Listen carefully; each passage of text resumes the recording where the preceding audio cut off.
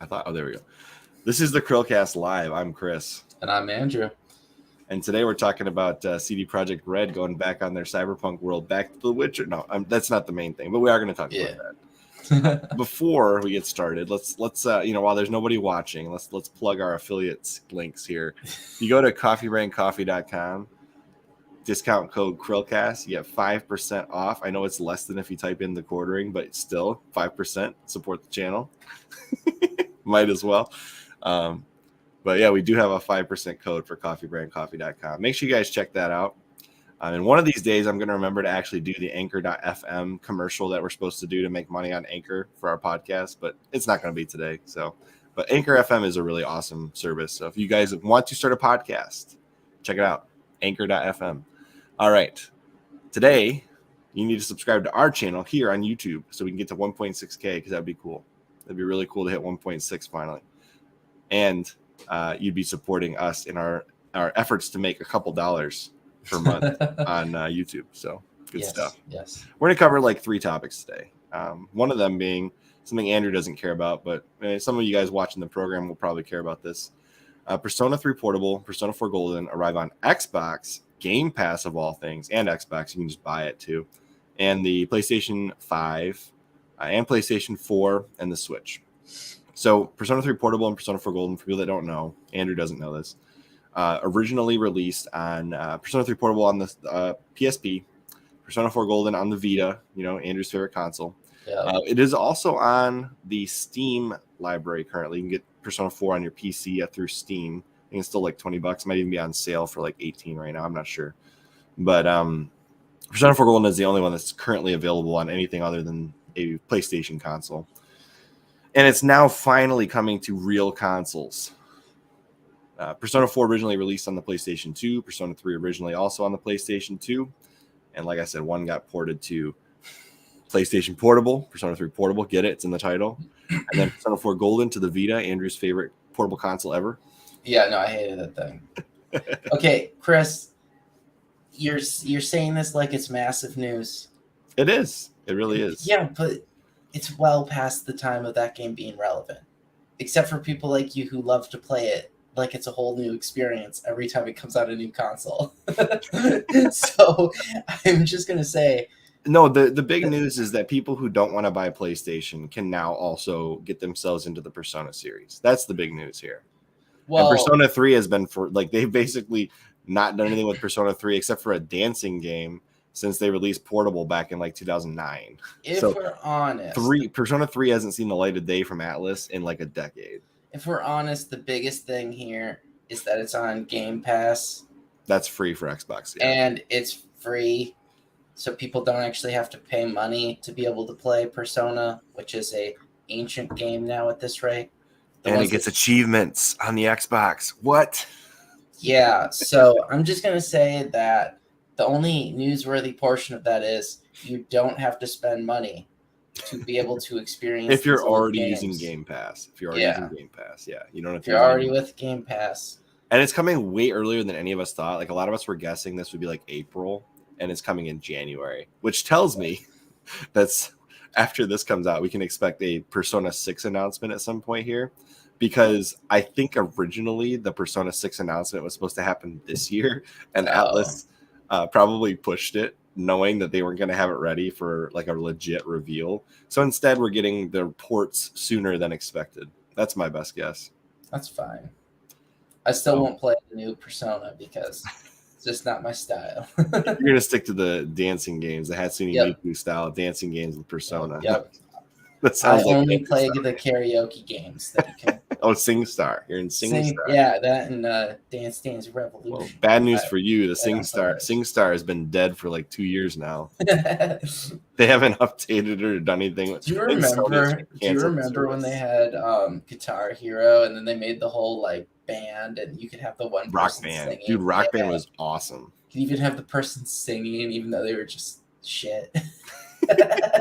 And everybody knew it too. Everybody knew it. Yeah. No one could actually sing it. It's not real, but yeah. Oh man. No, SingStar was cool. It was like its own thing. Like it was started on the PS2. Like imagine trying to do a karaoke game on the PS2. I can't imagine that was easy to create. Right. Like No, I not. cannot imagine trying to build something like that. But I mean, main story here is Persona is finally going multi-platform. Persona 5 is going to go multi-platform this month. I think the 21st, October 21st. Don't double check me on that. Just believe me. Shortly to follow, an announcement that they are actually bankrupt and needed to do this for cash. Actually, no. Atlas is doing really well. I'm kidding. No. It's you say that, but like in 2011, 2012, they like legit were bankrupt, basically. Right. Well, this gets them some cash that they might still need. Who knows? It has been a really interesting probably 4 years for Atlas because they've seen super profitable times lately. Like super Shin Megami Tensei 5 on the Switch was I think their best selling Shin Megami Tensei game like ever, and it was like hands down by a long shot, and people were super excited because one of the only new and good JRPGs on the Switch, and it runs on Unreal Engine 4. Like Epic paid money for Atlas to use their engine on the Switch to prove it could actually be running on the Switch. So that was a pretty good feat of engineering experience as far as programming goes. Right. I think they had to really pare down the engine to get it to run on the Switch, but I don't know the inner workings. I know Unreal Engine 4, I think also was used for one or two other games after that, like maybe one of the Monster Hunter games. I could be wrong about that too. And then I know that the RE engine is running on the Switch too because they got RE4 on there. All I know is to take anything that runs on the Switch with a grain of salt because so is Frostbite on there too for the FIFA games, and it's shit. So just FYI to everybody. Unreal Engine 4 running on the Switch with Shin Megami Tensei 5 is actually really freaking smooth. Yeah, well, FIFA's a garbage game on the Switch, so was the basketball or wrestling 2K whatever it was. Oh yeah, I mean, yeah, like N64 graphics, and it could barely run. Honestly, at this rate, they really do need to release a Switch Pro or something. Or don't say Switch that. 2. I'm about to try and acquire an OLED tablet so I can. I don't care. They still they kind of need to do that because like the Steam Deck is going to kick there. No, it's going to be Switch 2. Like they'll just go Switch 2. Why on earth would you do a Pro? No, they just alienate need to the whole 100 million Switch owners and create a Switch 2 that's backwards compatible. They will. They have to. That has to do. But doing a Pro at this point would just confuse the heck out of everybody. That's fair.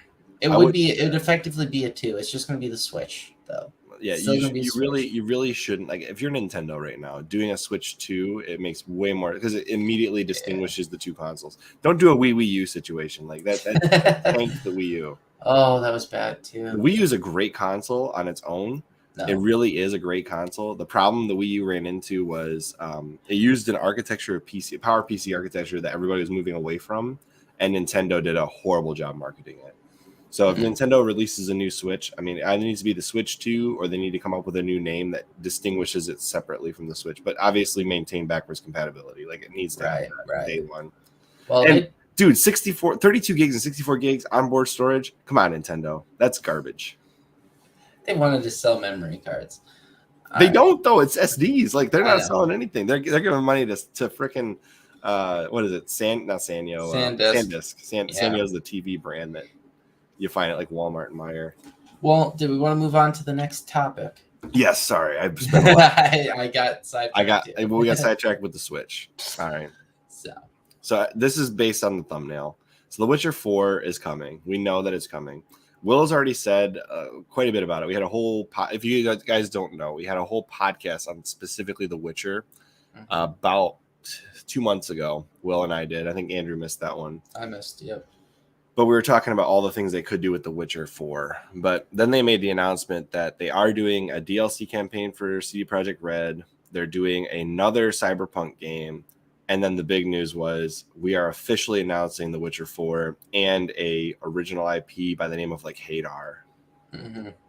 So all the haters out there. No, had to make the joke. You have to make the joke. All right. Honestly, if they're coming out with a third IP, I would have to say that they really are probably like that most underrated studio for acquisition. Dude, CD Projekt Red is just like The Witcher is like one of. I actually was playing Cyberpunk last night. It plays better than I remember. Okay. But I never purchased it because I heard bad things. That's all. Like it as much as The Witcher. Right. There's too much weird stuff going on in the game. Like, for example, I'm like in the middle of a gunfight and somebody's hacking my brain. Right. They overloaded my brain in the game. I'm like, this makes no sense. How are they hacking me? I think it also comes down to the fact that, like, I don't know, you're going to have a preference for genre, and I think you have a preference for the style that is The Witcher, slightly. No, I like futuristic games. Yeah, but, I mean, I could see someone saying the opposite of what you just said. What do you mean? Oh, like saying they don't like The Witcher? Yeah. I will say I actually like The Witcher 2 better than The Witcher 3. I think the actual gameplay loop is more streamlined on Witcher 2. Witcher 3, I have a little too much freedom. And you're saying that it's too open world, basically. It's too open world, but the combat suffers, in my opinion, from the open world aspect of it. Like, I feel like I can just run around an enemy, but they can also like just hit me because the hitbox is way. It feels like the hitbox is huge compared to The Witcher 2, where like if they're not right in front of you, probably not going to do any damage. Right. So I do think actually like The Witcher 2, like actually Witcher 2 HD remake would be super cool. I just don't want them to put it in the Witcher 3 engine. I'd rather they keep it in the Witcher 2 engine. Right. I don't know. It's Will's read the books, so. Well, do you know the timeline of The Witcher, how that all works? No, I don't. The game series essentially picks up where the books end. Okay. And the TV series explores some part of the story before the books, and then it leads into the books. Okay. So, like, I guess if you were to pick the way the Witcher timeline goes, it's like the show goes first and it intermingles with the books, and then the books, and then the end of the books kind of intermingles with the games and leads into the game series. So like it's like show, books, game. It's like one canonical timeline almost. Right. So, it's pretty cool they did it that way. Yeah. It makes you want to sample all of it. Yeah, a little bit. I'm probably going to read the books here in the near future. Nice. They really, though, that's what I'm saying, like, kind of foreshadowing a later topic, though. Sony should just stop complaining about Activision being acquired by Microsoft and just try to make a deal with CDProjekt Red, because they would win and have to spend significantly less money to have. I would be curious, though, if the Polish government would allow CDProjekt Red to be sold. I mean, it's like one of their biggest tech firms. That's like one of their biggest tech firms. Yeah, but you could still make an exclusivity deal. You don't even have to buy them outright. You could don't acquire them, just make an exclusive license with them. Yeah. I don't know. That's kind of, I don't know. That'd be kind of tainted, whatever. I mean, it's still owned by the Polish people. It's just tied to Sony's console. Yeah, I don't know. I know that CDProjekt Red has a really good relationship with Xbox, and who knows if they'd be willing to do that. Yeah, I don't know. They also have a really good relationship with PC, although Sony's getting a lot. Well, Sony's okay with PCs at this point. For the most part, yeah. Well, what do you think that new IP is about? Because Hadar is like literally anything. It could literally be anything. I don't know. It's a name that's out there. Let me just double check that name. I want to make sure it's out there, and they've done some very different things, opposite of each other IPs with Cyberpunk and The Witcher. So, yeah, search. Yeah, Hadar is code name. It says code name, so it's a code name. It's not an actual It's not tied to anything. That's not the final name. So okay, it's probably an acronym for something. What if they're making an RTS? I mean, we don't know. I don't know. Hadar, I wouldn't be surprised if it was like a space. This is probably, I would bet this is going to be a significant amount of time away. It probably is. They're still working on the foundation, which means they have an idea, but they don't have anything. You have to remember that they're basically like Bethesda, where you'll find out something silly about this like concept they're working on, and it's at least 6 years away.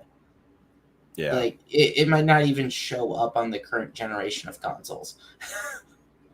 Then there's another non-CDPR game being developed by a different company called the Witcher series. That one I didn't know about, actually. That's news to me. I did not notice that one.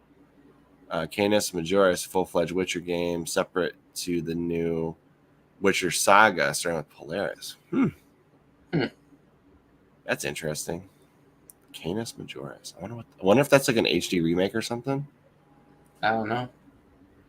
Honestly, if they announced a Witcher 1 remake at this point, I think it would make total sense. Like, The Witcher 1 long enough. has an amazing, like, that has a great story. It's got a great foundation for the series. I probably should close my messages there. It's got a great foundation for the series there, but it's really hard for people to go back and play it. Like, I will not disagree. It is very difficult for people to go back and play it.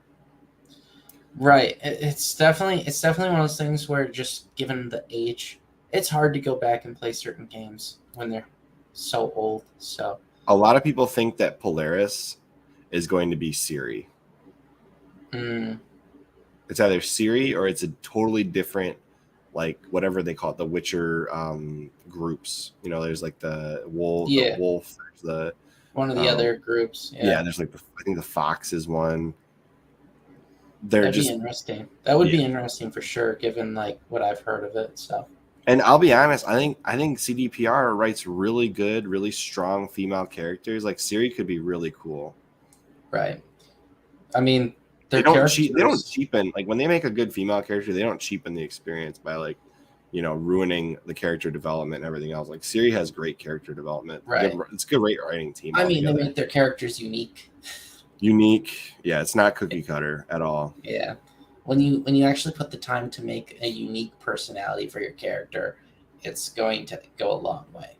Honestly, thinking back, like, one of the best ventures that Disney went on with Star Wars was Rogue One. Like, that was a really strong cast, a really strong story, and everybody knew how it had to end, but it didn't matter. In fairness, I think they picked the actors they picked for it were like the peak of their. I don't want to say that they were not well known, but like, I knew who that was, actually.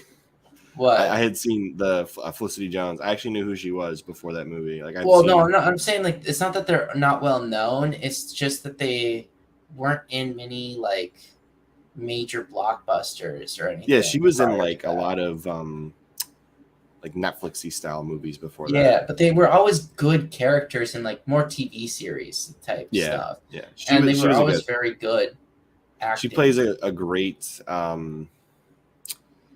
like, more of a deeper, introverted character in some other shows I've watched, and she fit the Star Wars universe perfect for what she did.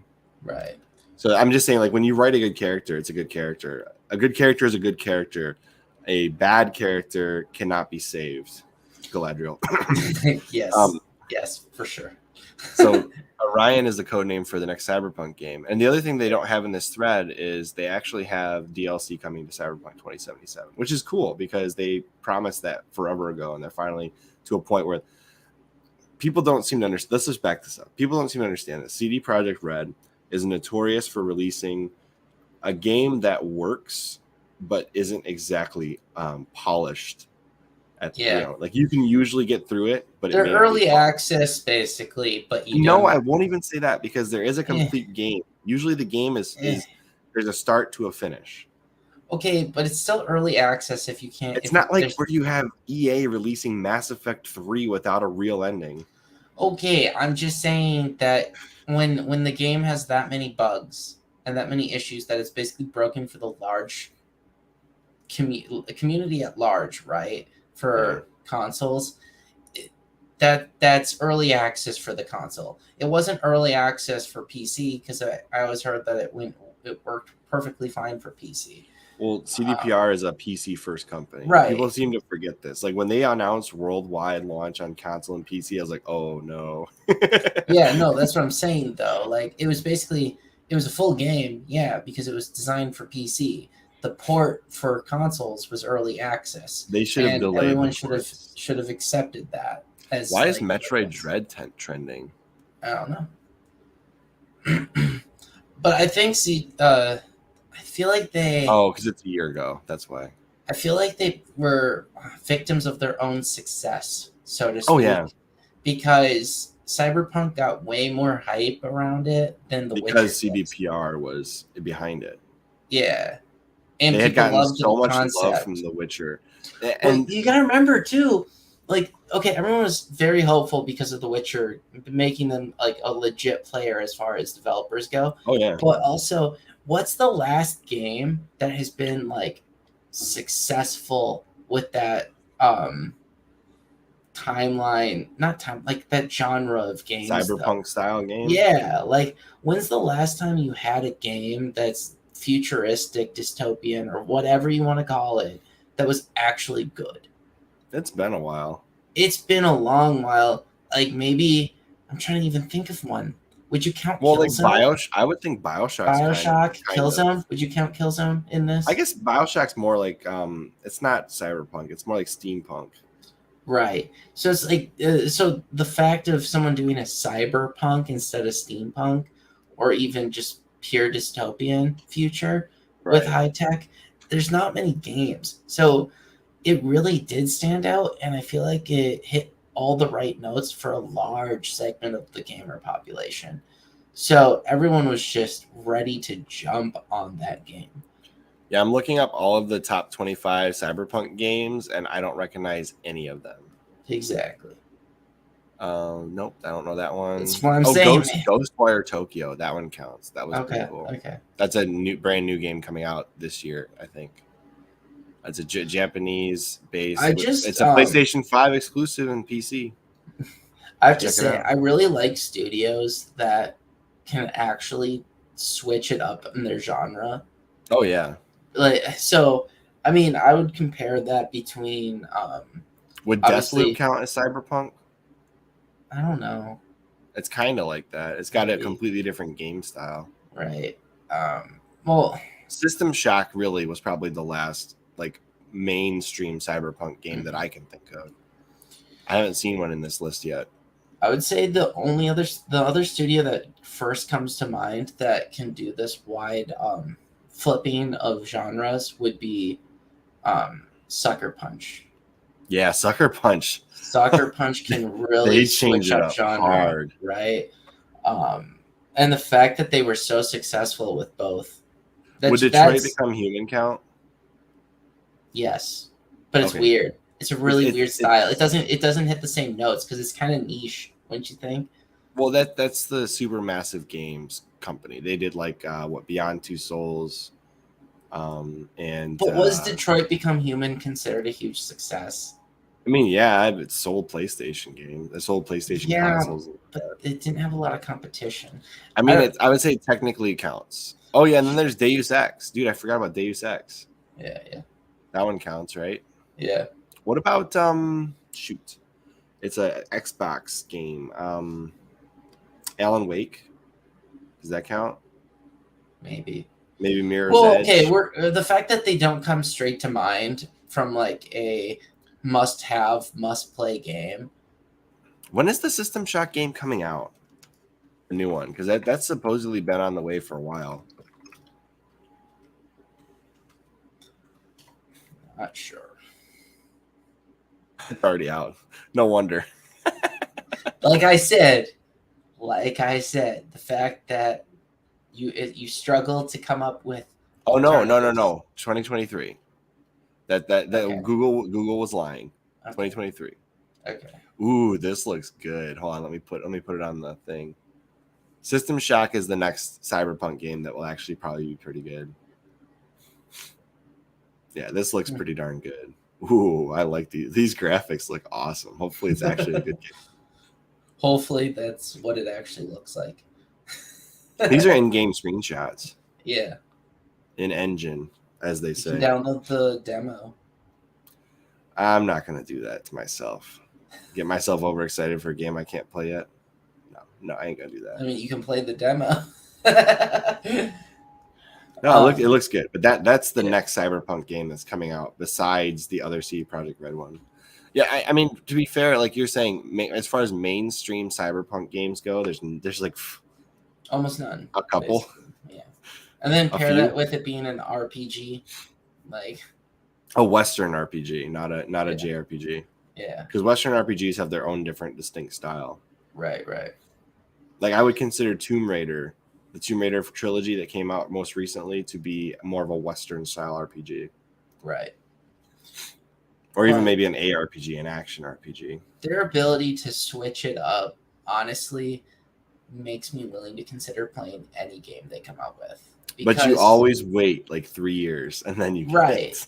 I'm just saying that their ability to switch it up and put the dedication in no matter what the topic is will always make me willing to play their games. And well, we have not announced today a game called The Witcher 4.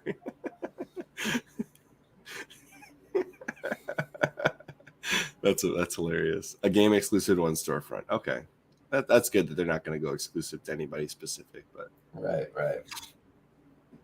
Yeah, and they basically said, because if they call it The Witcher 4, then you immediately assume Geralt's going to be in it, and he's not. Yeah. Well, it's going to be on Unreal Engine 5. I wish Disney would follow this logic. The Witcher was designed as a trilogy, and a trilogy cannot have a fourth part. You mean they know how to kill their series at the right time? Yeah, exactly. I mean, Halo is supposed to only be a trilogy. Yeah, I mean, it's like the same thing with TV series. Let it die when the story was intended to die. Tell your story and stop. Yeah, we were just actually like Madeline and I, my wife, for people that are watching and don't know, my wife and I were talking earlier today with one of her cousins. We were just like, it's been a long time since a series was successful and actually ended on success at the right time. There is one that's going to happen, supposedly. Which one? Ted Lasso. Oh, yeah. Ted Lasso? Lasso. Yeah. Not Laszlo. I know. For some reason, I always say Laszlo. They're going to end it after 3 seasons. I feel like Breaking Bad ended at the right time, too. No, I'm not sure if I agree. I feel like that last season was kind of like, I don't know. It was a bit over the top. I'm always conflicted on the last season of Breaking Bad, personally. I thought it ended pretty well, but I think it could have ended better. It was a really hard series to actually end. It was, and I have a hard time questioning the logic / if it was rushed or not. Dexter should have ended on season 4. I didn't watch it. So. Oh, okay. Well, that's the season. Yeah, anyways, I'm not going to go into that. No. It should have ended at season 4. Yeah, there's a lot of shows out there. It's hard to come up with them. I mean, they end or they don't end. Most of them never end on success. They usually drag it out for like one extra season or 2. Or a show gets canceled before it's successful, and then it develops a cult audience years later, like Freaks and Geeks or like Undeclared. Those Judd Apatow shows usually tend to get a cult following well after he releases them. Mm-hmm. Yeah. But The Witcher, I'm happy that they're not going to try and continue Geralt's story because, I mean, while he could make a cameo and that could be cool, he definitely shouldn't be the focal point. He has an end. Mm-hmm. It's over. Like that story. They should 100% though start looking at remastering the first 2. Even a remake of the first game would be cool. Like just make it in the same kind of. Like I like The Witcher 1. I played through it. I suffered through some of the bad controls as well as some of the good controls. I enjoyed it, but it runs on essentially the KOTOR engine. So like combat's really odd. Okay, if you just remade the game with the same engine and everything as The Witcher 3. I would prefer the Witcher 2 engine, but I know most people are going to jump on 3. Fine.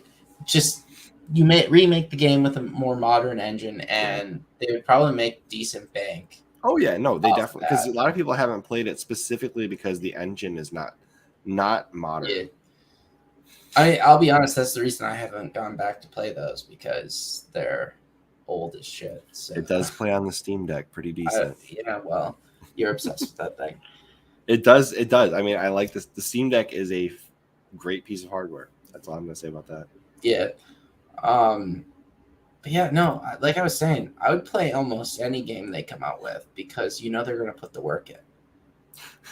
Well, watch.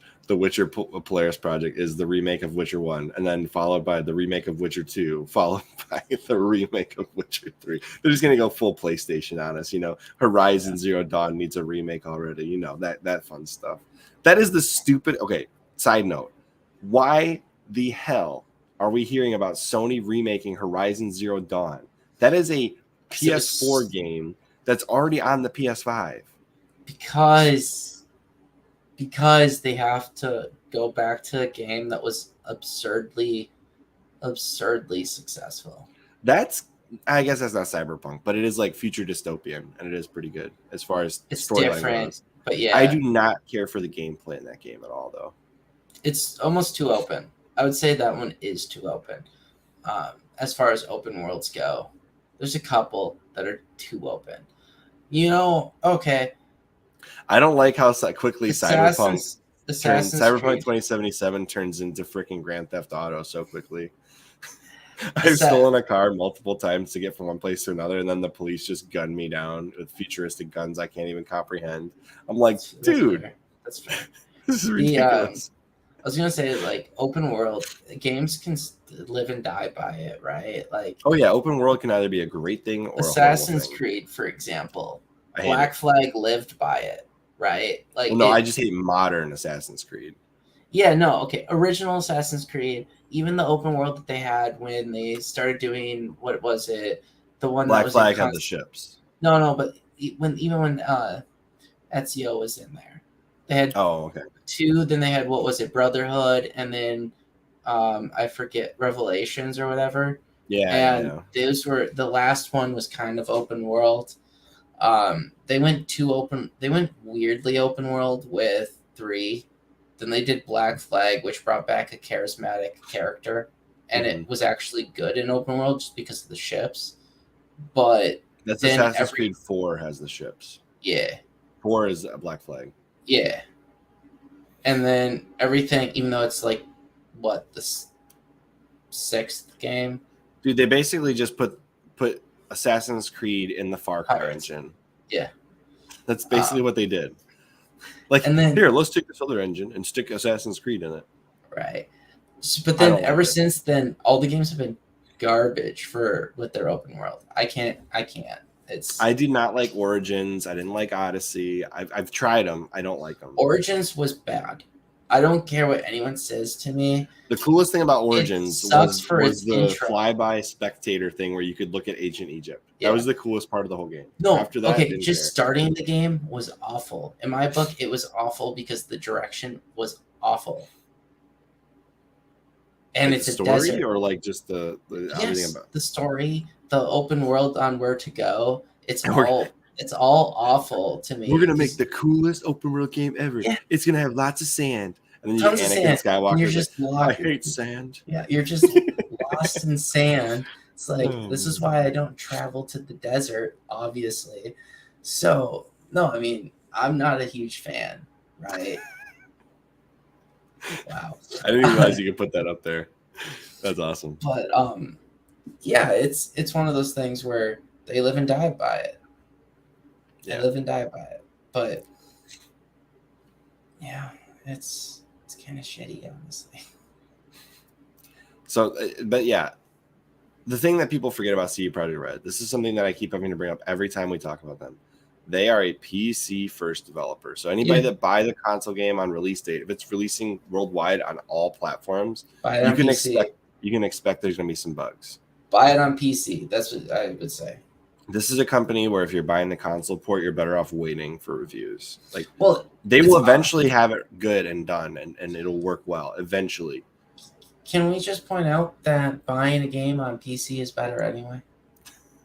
I'm not being that guy because honestly, if I'm being truthful, I do prefer playing on the TV. Well, that's why I have a Steam Link. But yeah, I'm just saying I prefer to play on TV too, but you will get the better game on PC, and if you like to have the best looking, best playing game, then you're probably already on PC. Yeah. There's very few games that play better on consoles than PCs, and usually it's because of a janky port.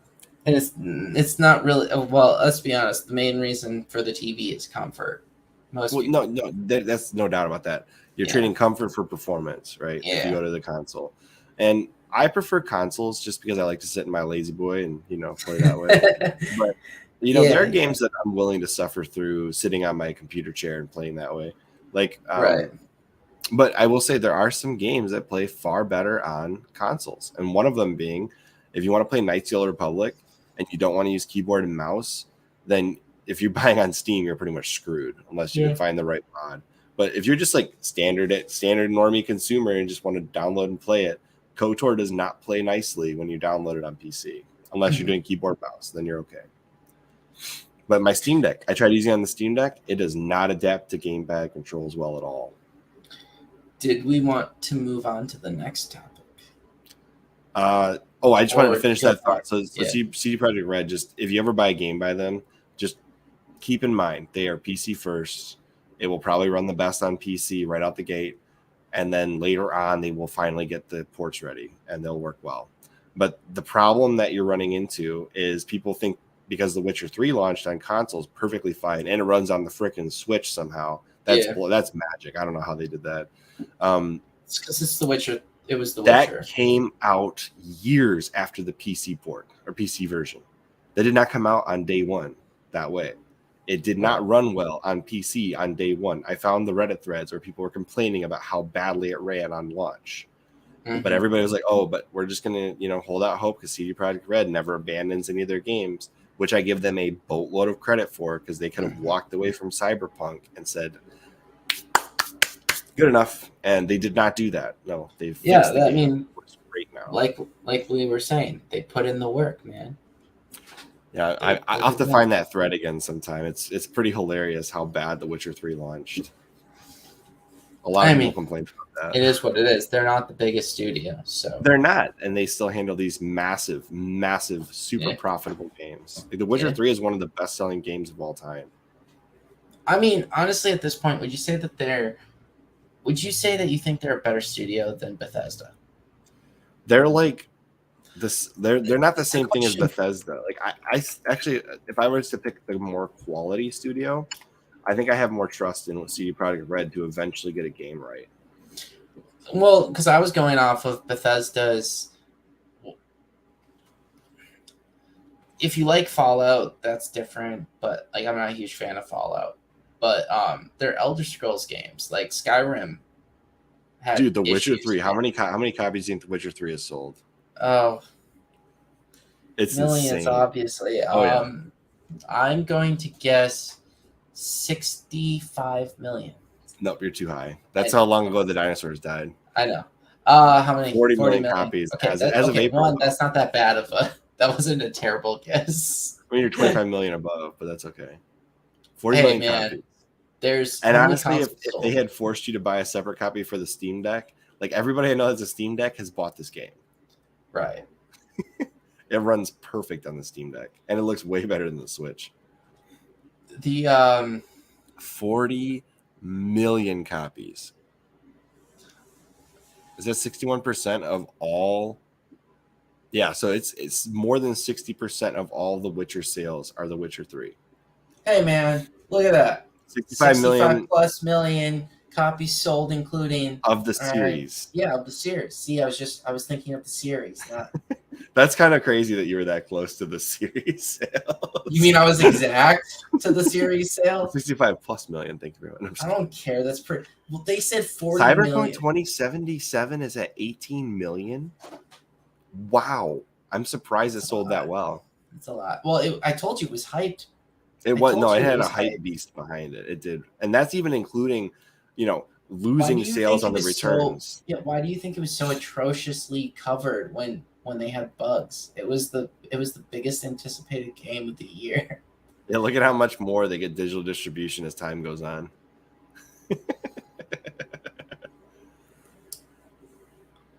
Hello there. I think that's pronounced Rue. How you doing? All right. Let's go on to the next thing. All right, I will say this. Metroid Dread is well worth your purchase. If you have a Switch, this is one of the best games on the entire Nintendo Switch library. It's really freaking good. That's all I'm going to say about that. 1 year since I played that, and I finished it in like a week. because of how much, like less than a week, and I don't have that much time to play games, so that was cool. Oh, yep, we gotta love Twitter trends. Ooh, Megaten. I might have to check that one out later. All right, so on to the next thing. Versus Ohio State. Activision has not done enough, says PlayStation's Jim Ryan. God, this guy. Has not done enough for what? Let's see what it says. All right. Activision Blizzard's offices are still under a storm. Bobby, you know who, on the dummy in charge of Activision, is facing accusations of mistreatment inside and outside corporation, according to Bloomberg. PlayStation's CEO Jim Ryan issued an email to his workers expressing his thoughts. Oh, this is not even the right article. So he's saying Activision hasn't done enough to clean up all of their discrimination and harassment issues. That's not what we're planning to talk about you today. have the wrong article for sure. That is a problem. That is, I will agree that. I had the wrong thought process here. Jim Ryan reportedly flew to Brussels to talk to regulators about Microsoft's Activision Blizzard acquisition. Okay, so that's EU, not SEC. I thought it was the SEC originally. So, yeah, there was a report that claimed, allegedly, Jim Ryan personally visited the EU headquarters to voice PlayStation's concerns regarding Microsoft's acquisition of Activision Blizzard. See, this is the problem of having a company that's global. Like, you could get shut down by any regulator in any country, and like it could cause you major problems. I mean, is it major problems? Because neither of those companies are EU companies. Oh no, I'm just saying, like, for example, Apple wants to continue to sell their iPhones in Europe, and Europe, the EU is basically like, you got to switch to the frickin' USB-C. And I think EU overestimates their power.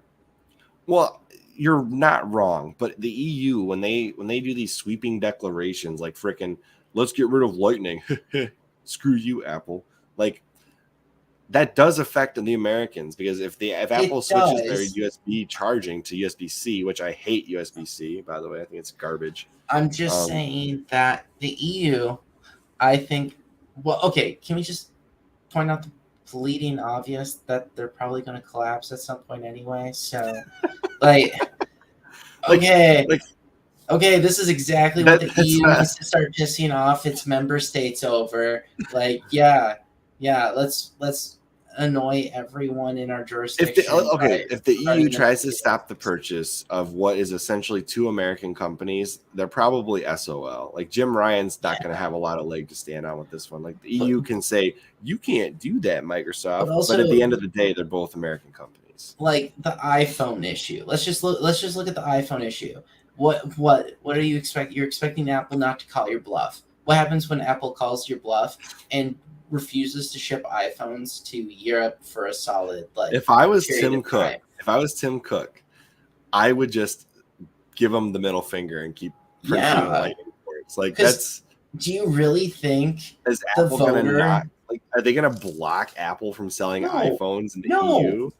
They'll probably slap some silly 50-cent fine on every iPhone sold, and then call it a day. Like, okay, here's the thing: who are they going to buy phones from instead? Not Google. Samsung, the Korean company, or Huawei, the Chinese company with spyware everywhere, or Google. Like, I mean, they could buy directly from Google, but those phones are usually made by another company. Yeah, but like, who are they're really going to block iPhones? No, they're not going to. So just like this, all they have to do is ignore them. They're not going to do anything. And like, no, the EU overplays there. We talk about how stupid Take-Two is for buying Zynga. Like, that was not worth 12. Well, I guess it's 12.7 million. That's not a lot of money. Yeah, Zynga used to be worth so much more money. Yeah, can I just point out that that's basically pennies right now to these? Yeah, no, that I initially read that as 12.7 billion. I was like, that's way overpaying for Zynga. But I mean, if you want Farmville and GTA mix, there you go.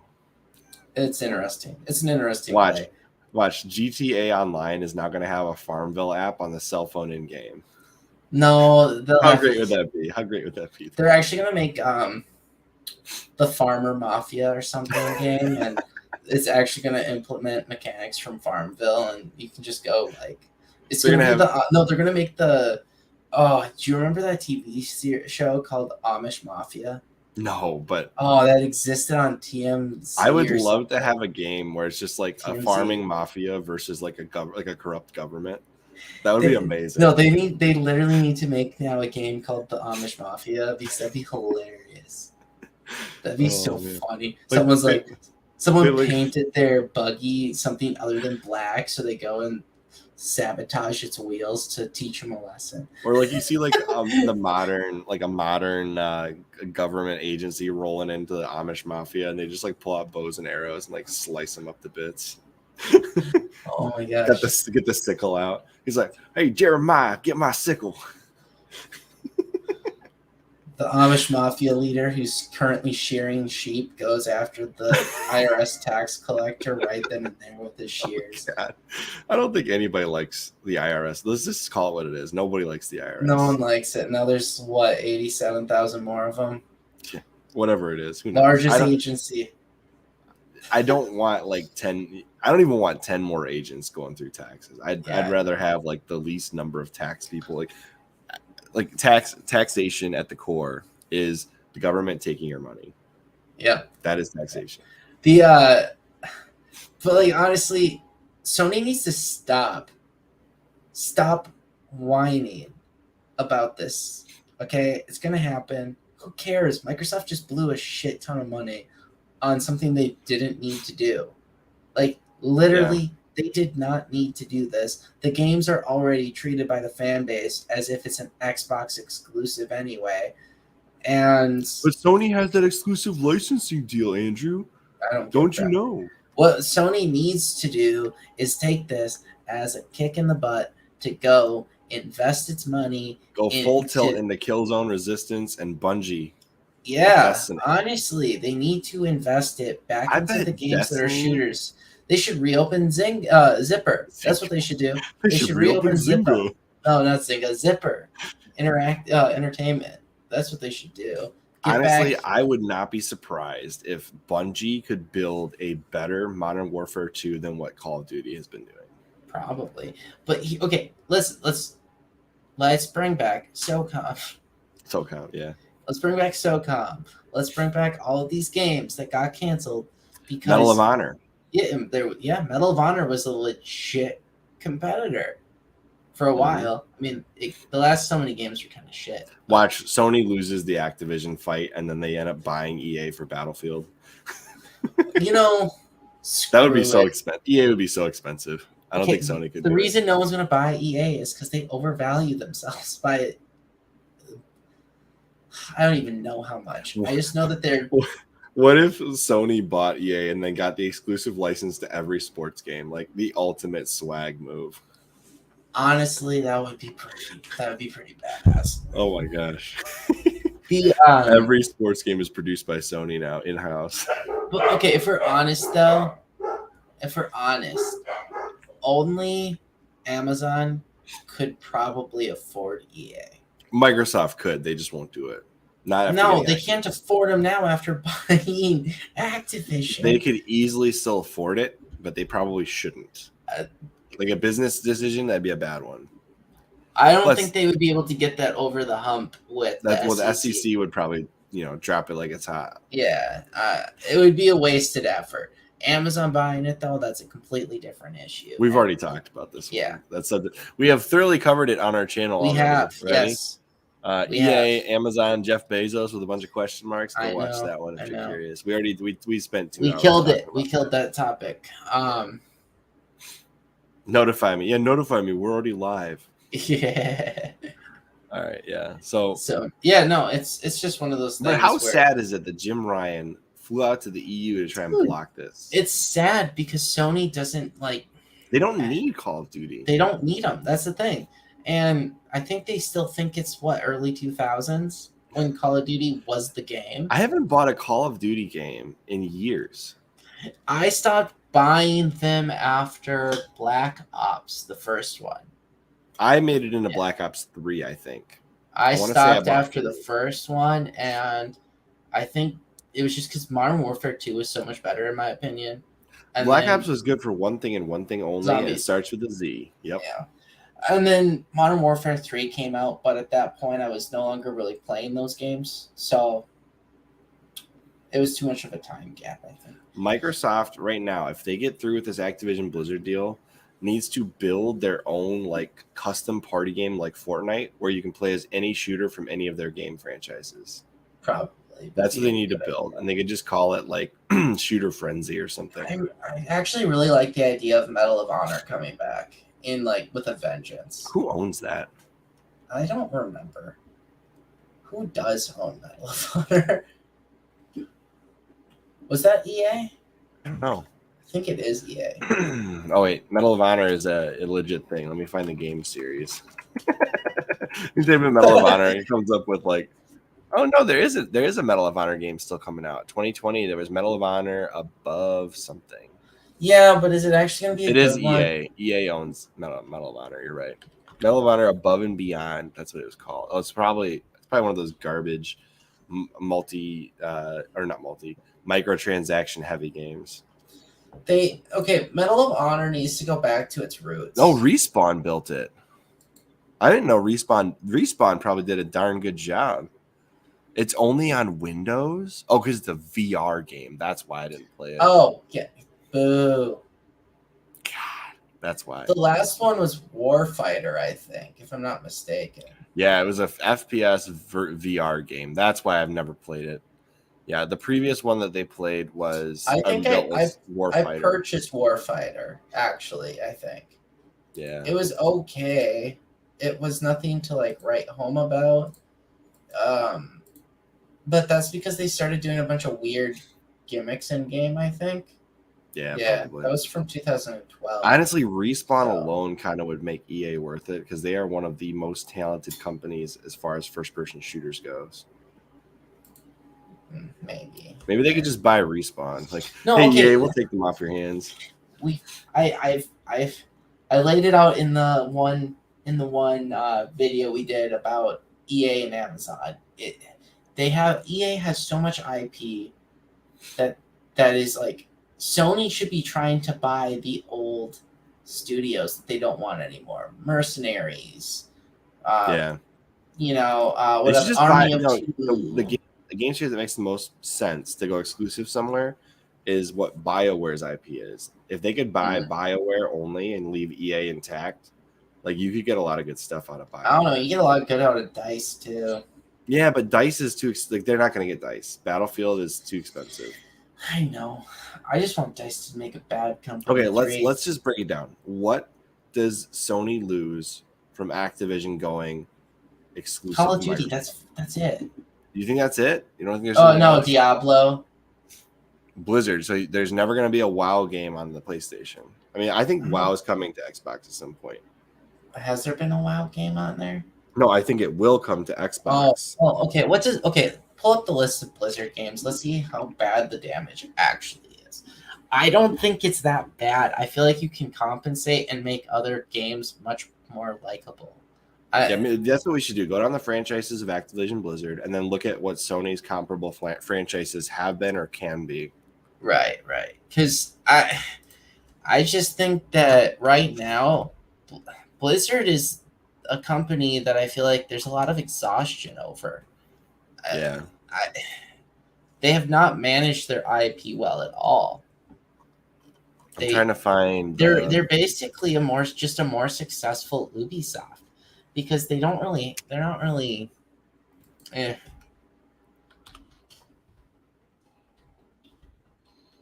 Okay, here we go. This is what they have on their website. Okay. Wait a second. Be missing things. Oh, they got Activision has Crash Bandicoot. I don't care. I'm not saying that you care. Jeez. No, I'm saying I don't care because that's so old. It's like that they just I know they're trying to bring it back. A wildly successful Crash Bandicoot 4 that pretended like everything after 3 didn't exist. I understand that. I'm saying that was such a smart idea. Sony could easily come up with an alternative to Crash. Sony had way more games, I thought, back in the day other than Crash that were popular on the PS2. Because that's what you're doing, right? You're harking back to the PS2 era. Yeah. That's the nostalgia push of Crash Bandicoot. You could easily bring Sly Cooper back, They have the right? You could, exclusive Cabela's license. okay. All right, That's let's look at interesting. this. Cabela's Call of Duty. Okay, Crash That's a big Bandicoot. 2 deal. games. Diablo. These Big are just Dick. these subcategories are just the biggest ones. There's also a whole bunch below there. Yeah, Right. but okay. Well, those are the biggest Gabriel thing. Knight. What on earth is Gabriel Knight? I don't know. Geometry Wars, Guitar. Geometry okay. Wars is fun. Have you ever played it? No. It's actually really fun. Gabriel Knight.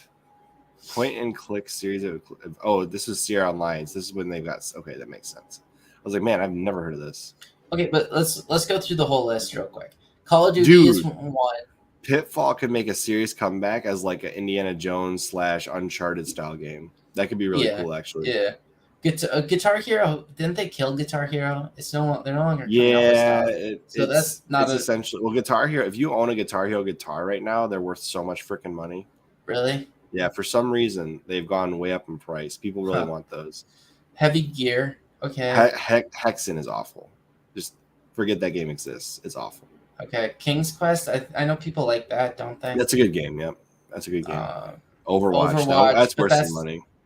It's worth money, but there's alternatives. Yeah, Overwatch 2 like failed on release though because they got DDoS attacked. Yeah. Designated denial of service for people that are distributed denial of service. I think that's what it is. I don't know Quest for Glory. Well, let's see what the heck it is. Buy Sierra Online something or other. Okay. Just old. It's a Sierra Online. It's old. It's old. That's all that matters. Space Quest, Spyro. Okay, Spyro's worth some money. Tony Hawk. Oh, I forgot they own the Tony Hawk series. That could be worth. It's really made a comeback in the last couple of years. StarCraft and Warcraft. Okay. World Series of Poker. I'm just kidding. All right, what here. games? One of those is actually on Caesar. Oh, I played that. I didn't know that was them. Let's see, Candy Crush Saga. They do own that. You know what? The biggest thing with Candy Crush Saga going to Microsoft is they're going to definitely add Xbox Live and achievements to Candy Crush Saga. That will happen. That will definitely happen. You know it will. Yeah. I mean, okay. I don't think this list is that impactful to. I really think the concern over Call of Duty is unfounded. Ooh, they could find, Microsoft could get their amiibo, get Skylanders. Let's go back up to the top part real quick though. The worst two that I see is Crash and Spyro as far as console gaming goes. Well, yeah, because those are like legendary being Sony franchises, and they're not. Yeah, they're not those are just so much nostalgia within the PS2 community. PlayStation 1 too, like that Crash Bandicoot made PlayStation in the early days. I just think everyone views PS2 as the heyday of Sony. So, well, I mean, yeah, it was, and then the PlayStation 4 was the rebirth of Sony. Yeah. So, okay, but StarCraft and Warcraft and Diablo.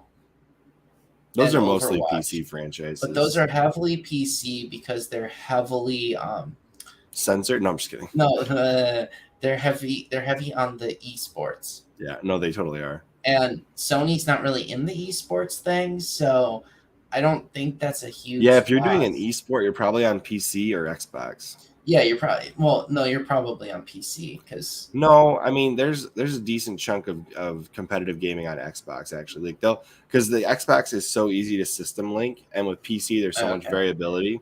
Well, so if you hand everybody an Xbox Series X, the chances are people are on the same playing field. My assumption here is most of those games are way too heavy on the esports, and that's never been. It just doesn't vibe with Sony as much. So Sony's like known for first-person franchise style games. Like, yes, you can play Call of Duty and like some of these other things, but really, where Sony hits the ground running is like mostly single-player, heavily focused on campaign style games. Right. So, what would be the replacements for these? I mean, I guess Crash and Spyro. You got Sly Cooper. Jack and Daxter.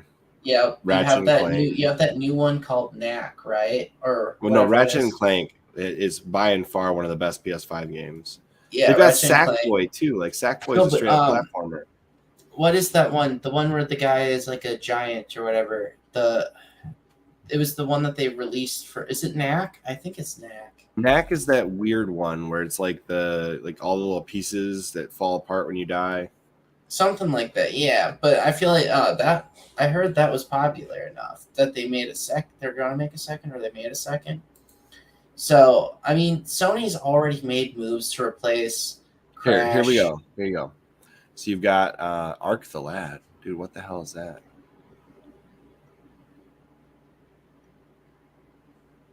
This is old. Yeah.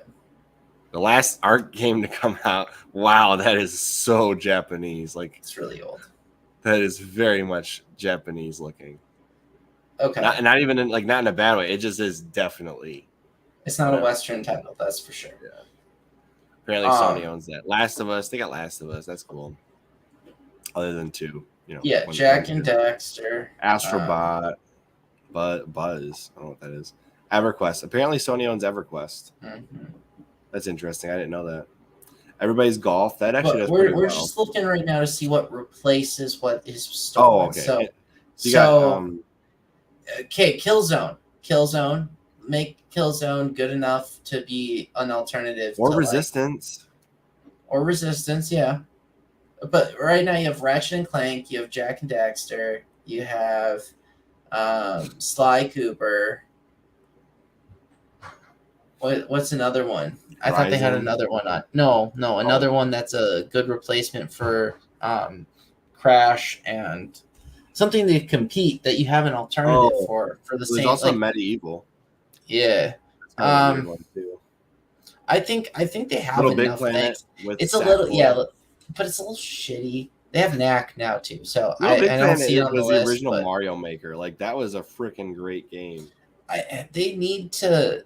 What they really need to do, so they have a lot of games that they can bring Knack back. Is one of the ones they own. They just need to bring them back. It's kind of Sony's fault for not getting Crash and Spyro to be games again. I don't necessarily know why they haven't tried that, but I forgot that Sony owns a game literally called Fat Princess. I only knew that because I bought the PlayStation All-Stars at one point. Oh yeah, okay. It was one of the only games worth buying. Dude, Jet Moto, they should bring that back. Again, I forgot that they own Sling Star, Sly Cooper. Yeah, you're right. Soul Sacrifice. Okay, SOCOM. They should bring back SOCOM. Yep. Resistance needs to come back. Yeah. That was one of my favorite zombie-based Chimera fighter games. It was freaking good. It had a great story to go with it. It was awesome. Between those two, Killzone and Destiny now, yeah. Let's see what Bungie's got access to. I think it's just Destiny. I really don't think they have anything else. Yeah, I mean, I don't see the problem for Sony if they actually utilize their IP correctly. And like I said, I don't see Diablo as a loss. I just don't. I just don't. Who's they can do no. This is what they need to do. They need to bring back the Marathon trilogy. They need to compete directly with Microsoft with a Halo game. do Marathon or Pathways into Darkness. One of those two. Well, I guess. Are they going to make? Imagine in 2024, after Sony has acquired Bungie, they release Marathon Infinite and do a much better Halo game than Microsoft. I think Sony needs to be more concerned about the Bethesda purchase. Yeah, I would agree with that. I mean, that one's going through. That one's done. It's done, and I don't think Sony actually comprehends the impact of that one. That's way worse for Sony. That is so much worse because it actually targets their customer base. Their main customer, their dedicated, loyal customer who would buy a Sony because of the style of games they prefer. I just don't see Sony putting their priorities in the right bucket. Yeah, I think fighting Call of Duty has never, in my opinion, been a Sony first franchise. People play it. It's so easy to compete with a shooter game. So easy. It's not hard. And Call of Duty's tanking anyways. Like Warzone is not that great. No, the problem is there's exhaustion. It's franchise exhaustion because they have burnt everyone out. Sony has 3 good franchises that they could bring back in an actually convincing manner. Yeah, and like you said, Wolfenstein or Doom would be a way better exclusive for Sony than Call of Duty. Yeah. Yeah. What I want to see, what platform does Call of Duty sell the best on? But like that's the thing, Bethesda, Microsoft getting them, and if they make them exclusive, it's actually terrible for Sony. Yeah. It would push me more into PC because like the next Elder Scrolls, they make the next Elder Scrolls exclusive. It's like, well, I probably would have bought it for my console, but now I'm buying it for my PC for sure. Oh yeah. Here we go. List of best-selling PlayStation 4 games. Let's see where Call of Duty lands on the best-selling PlayStation 4. I feel like Battlefield sold better. Okay, see, obviously look at this list. God of War, Uncharted, Marvel, Spider-Man, The Witcher. When you get to Call of Duty. See, even Star Wars Battlefront. Look at that. Star Wars Battlefront's higher. Infinite. All right. I don't even see. Crash Bandicoot is on there. Go back to the list. Show me Call of Duty on this list. Okay, already CDProjekt Red is on there twice.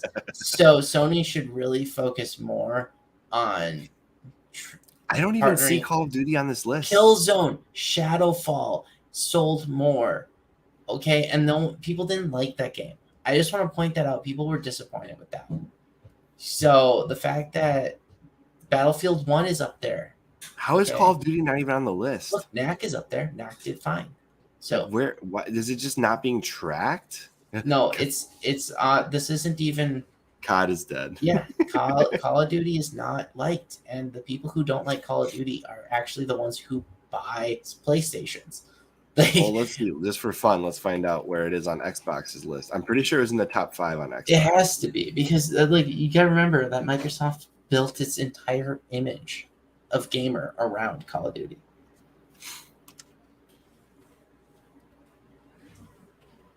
But Star Wars Battlefront is on that list, so high. Oh, Call of Duty's not on this one either? Well, I mean, that's only your top 10. You had significantly better. This one's exclusives. No, it's not. The Witcher 3's on there. Wait, how the Cuphead is up there? Xbox has not sold. Wait, is Call of Duty not selling more than 1 million copies? No, Call of Duty sold more than that. It had to. List of best. This is Xbox X or something. Like no. This is list of best-selling Xbox. No, One that's games. That's not right. They only sold 50 million Xbox Ones, dude.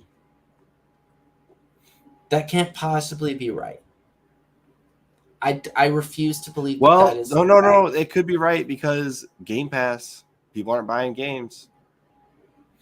But this is Xbox One video. Okay, fine. But Call of Duty's not on that list either. That's so weird that it wouldn't be on. the list. Check out the previous console. List of best-selling. Let's try PS5 games. See what it says here. Let's find out. Oh my gosh! All right, we'll just look at the best-selling game. Let's see. Call of Duty Modern Warfare has 30 million sold total. Well, are there any shooters above it? Diablo 3 has 30 million. That's pretty awesome, actually. And this is on all consoles? This is everything, everywhere, all the time. Okay. Wii Fit Plus 44 million copies. That's ridiculous. Red Dead Redemption 2 sold 45 million copies. Okay. That's unreal. That game is awful. Elder Scrolls was 30 mil. Dude, Red Dead Redemption 2 is... I'm a cowboy simulator and I die from starvation. Like, that game is awful. I will never buy it. Minecraft has unseated Tetris of all time. 240 million copies. Okay, but what about the Xbox before that? Before Game Pass? Oh, Xbox 360 by far. Modern Warfare 3, 26 million. Black Ops, 26 million. These are all old games, though. This is Xbox 360 era. So what, is Call of Duty doing that bad? I haven't. Black Ops 2, 24 million. Modern Warfare 2, 22 million. Actually, maybe they're really doing that bad. Well, look up. These are all old. Just straight up look up how Call of Duty is selling. Like the all Call of Duty games. Call of Duty.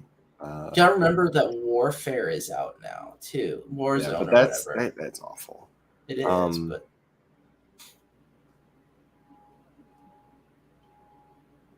oh yeah, I forgot Black Ops was on Vita. I want to see sales. That's what I want to see. Does it say sales anywhere on here? No, it does not. Okay, let's see. So, Modern Warfare. So, Vanguard. These are like kind of being overdone. I agree with you, SA. Being way overdone. So, Vanguard is the newest. How many sales has Vanguard had? Gotta go to its specific page, I think.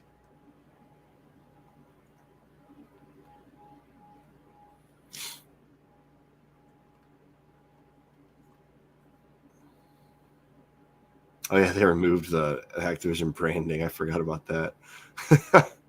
So bad. All right, let's see here. They're not. Yeah, they must be doing really bad for them. Wait, they haven't even said how many is. I know. I can't find it. Oh, let's just directly search it. Yeah.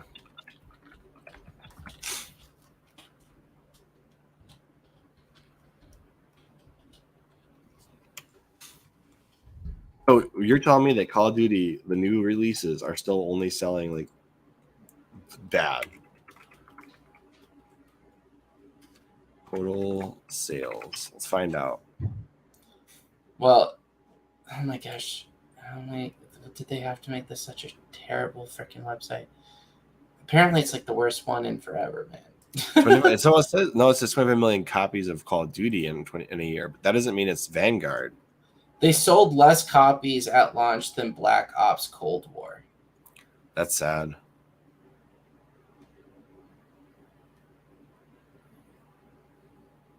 That's sad. Wow. So maybe Call of Duty is doing much worse than we thought. No wonder they're selling out now. Best selling 8th generation games.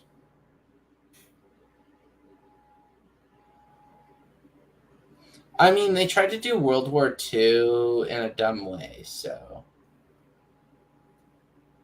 Yeah, Grand Theft Auto 5, which was a Xbox 360 game, and PS3 was the best-selling 8th generation video game. 30 million copies. That was the best-selling, supposedly. Well, it managed to be the second largest launch of the year, somehow. That's insane. But the sales were down 40% year over year. Yeah, I think Call of Duty must be doing like either they're not releasing their numbers. They aren't releasing the numbers. They just confirmed that it's sold worse than. Yeah, that's awful. We need a new IP. Well, there you go. CDProjekt Red, Hadar. You got your new IP. As Andrew bumps his mic again. I'm sorry. But I mean, here's the thing, like you can love a series of games and you only yearn for the ones that end on a positive note, like Infamous. I still want more Infamous. That ended on a very you already agreed that would basically seal the deal in buying a PS5. Unless it's coming to a PC near me. It's not going to anytime soon, but then you'll buy it a second time anyway on Steam. Although I've heard Ghost of Tsushima is a really nice, like, spiritual successor to Infamous somehow. It's good, but I wouldn't say it's a spiritual successor. But well, it has a lot of the same movement mechanics. Oh, yeah. I mean, let's be honest. That's the. So glad Call of Duty is going Xbox exclusive, so we don't see that shite on PlayStation. Thanks, SF. Yeah, that's fair. Like Call of Duty is just like a cancer to the community. Well, like Halo got bad because it started to copy Call of Duty. It's problematic because of the 11-year-olds who talk massive shit in multiplayer. It's probably like if I were to pick the absolute worst voice chat to participate in, it's Call of Duty. It's Call of Duty, and there's no one close. I've never had a worse voice chat on anything. The moment where you're like, is this a girl talking or an 11-year-old who's just it's one of the two. It's like, Gerald, come and eat your sandwich. No, Mom, I gotta finish Call of Duty. There is no finishing Call of Duty.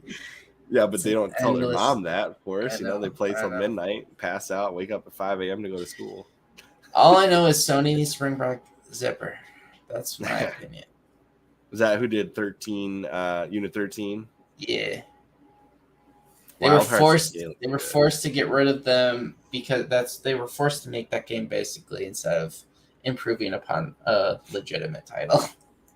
Well, so the Vita, the main issue with the Vita and trying to develop for it is you don't get R3, L3, and you don't get the second triggers. Like that is by far the hardest thing about developing. I told you the Vita is a broken console because they made it where you literally need to add an They handicapped the console by not giving it the controls it should have had. And then they tried to put a Band-Aid on it. Okay, let's controls on the back. Let's be honest.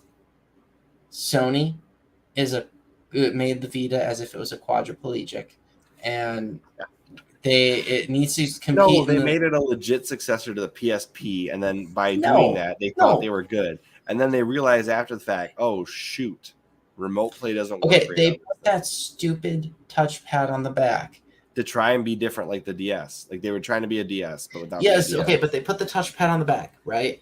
They focused on that instead of giving it the R2. L2, R3, L3. All right, huge mistake because it's basically you have an Olympic runner, right?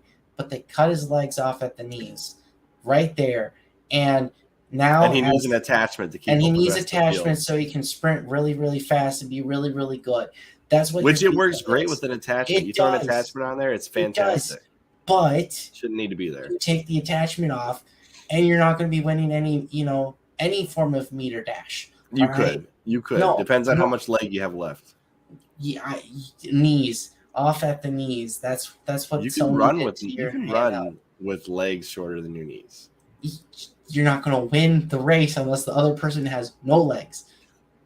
Well, then they might be in a wheelchair, Andrew, and then Okay, fine. They're in the wheelchair and they're doing things to themselves to do better at basketball because that's what happens in the Olympics.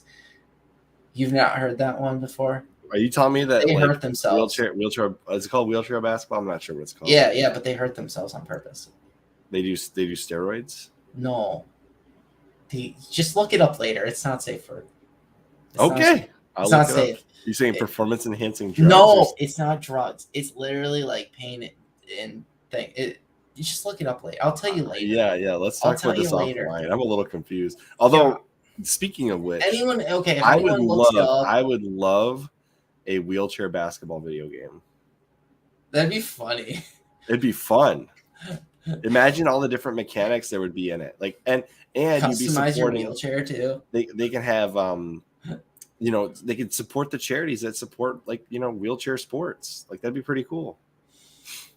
I'm curious what the league's called now. I don't want to say it. I don't want to say wheelchair basketball and then find out is it actually a league? I don't think it's a league. I think there is one because if you ever watch Friday Night Lights, no, I haven't. They have I think wheelchair rugby. Oh, is that how do you play rugby in a wheelchair? It's pretty cool because the main guy that gets into it was a quarterback from the team in Friday Night Lights, and he gets injured in the first play of the game. The kickoff, and he or maybe not the first play, but he stops what would have been a game-winning touchdown by basically doing a headshot with straight with the helmet and breaks his back. So he becomes paralyzed from the waist down, and then a lot of his recovery involves him participating in, I believe it's wheelchair rugby.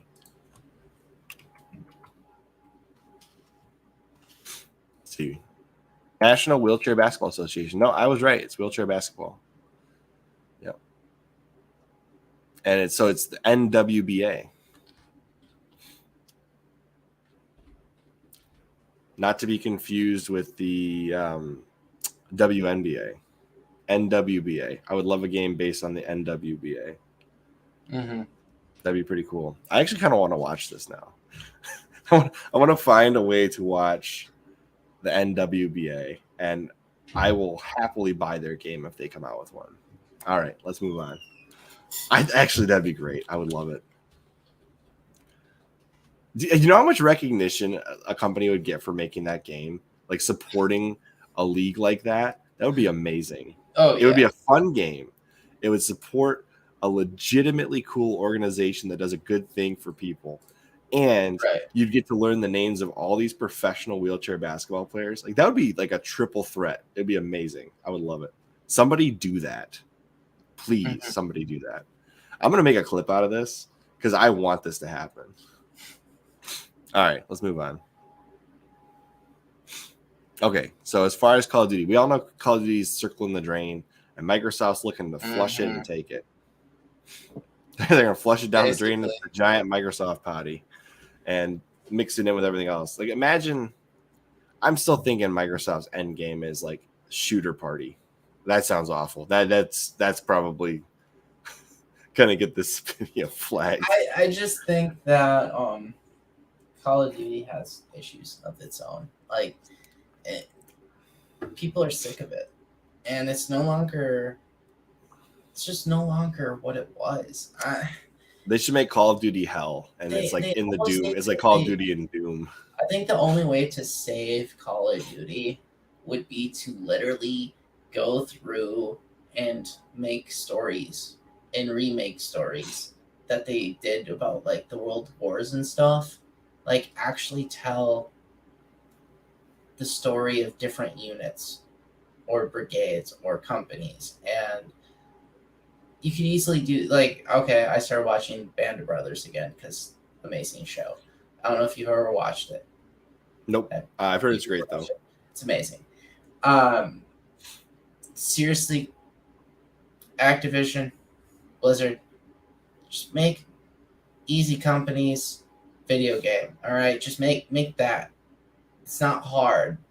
It's literally not hard. Just remake that in a video game, and I guarantee you sell tons of copies.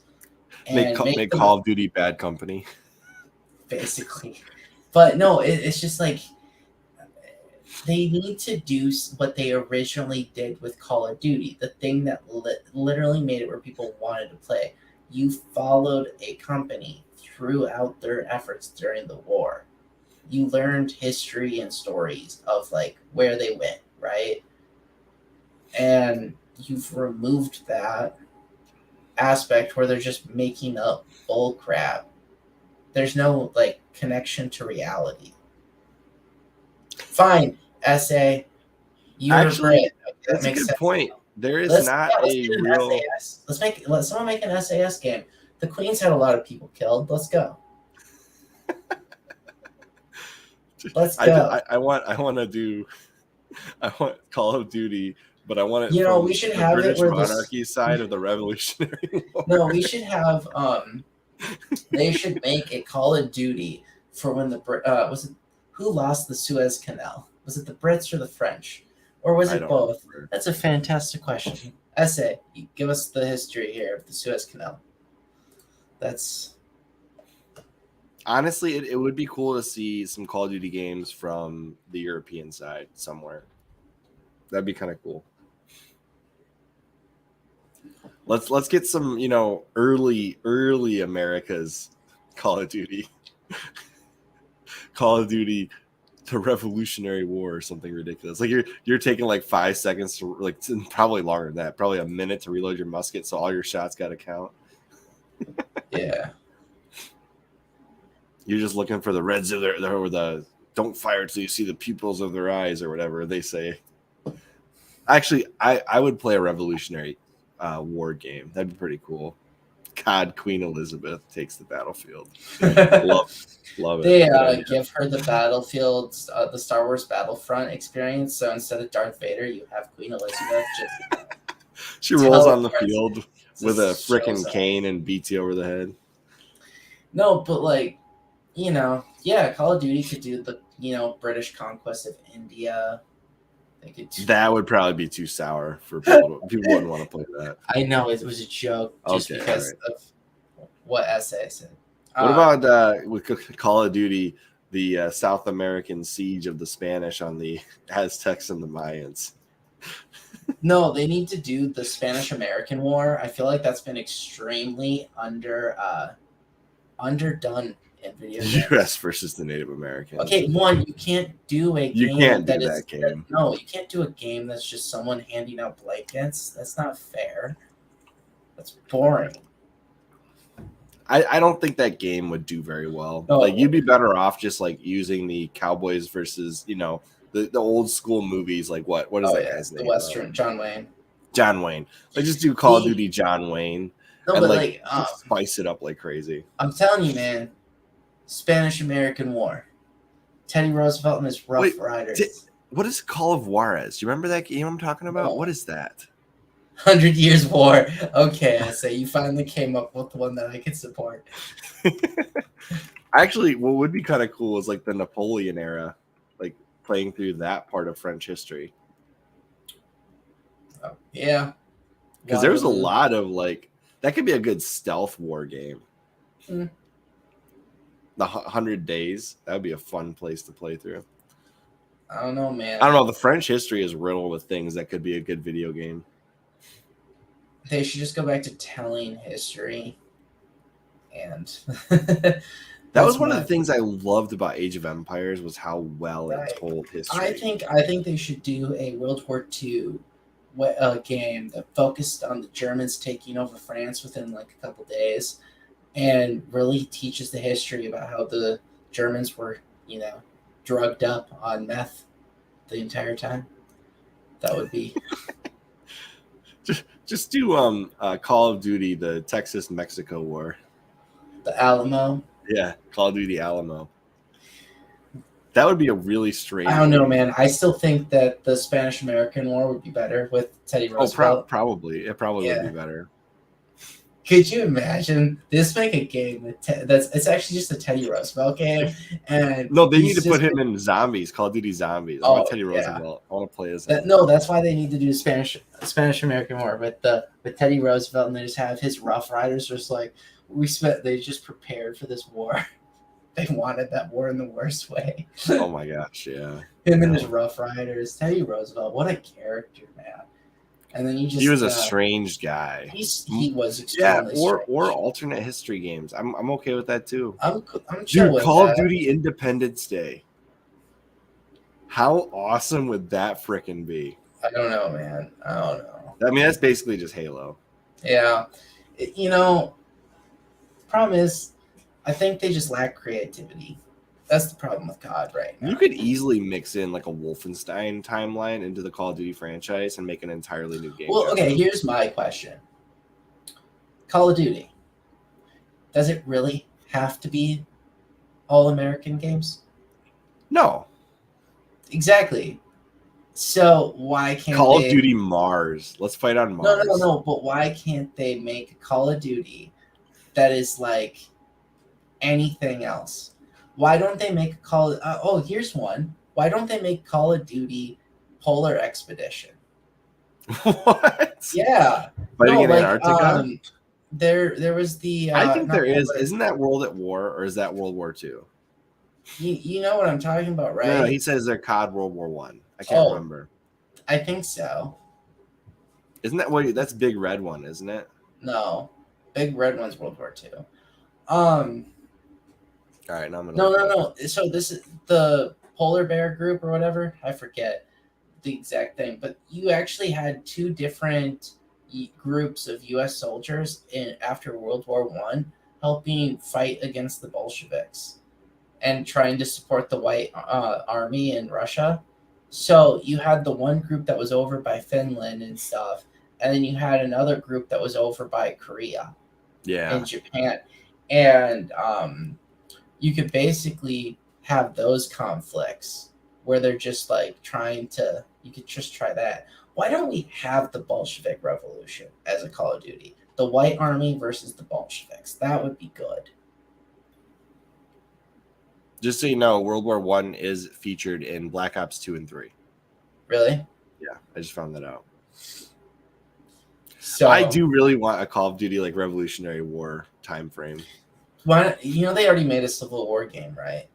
Not Call of Duty, but that's there's not a history Revolutionary game. War. That's Call of Duty. It's Call of Duty Civil War. Like just make it in modern era. No, but there is actually a history. It was a History Channel backed game that was the Civil War. It was actually it pretty awful? good. Oh, it was good. It was PS2. Civil War, really? Yeah, man, I played that. I played the shit out of that. It's actually kind of fun.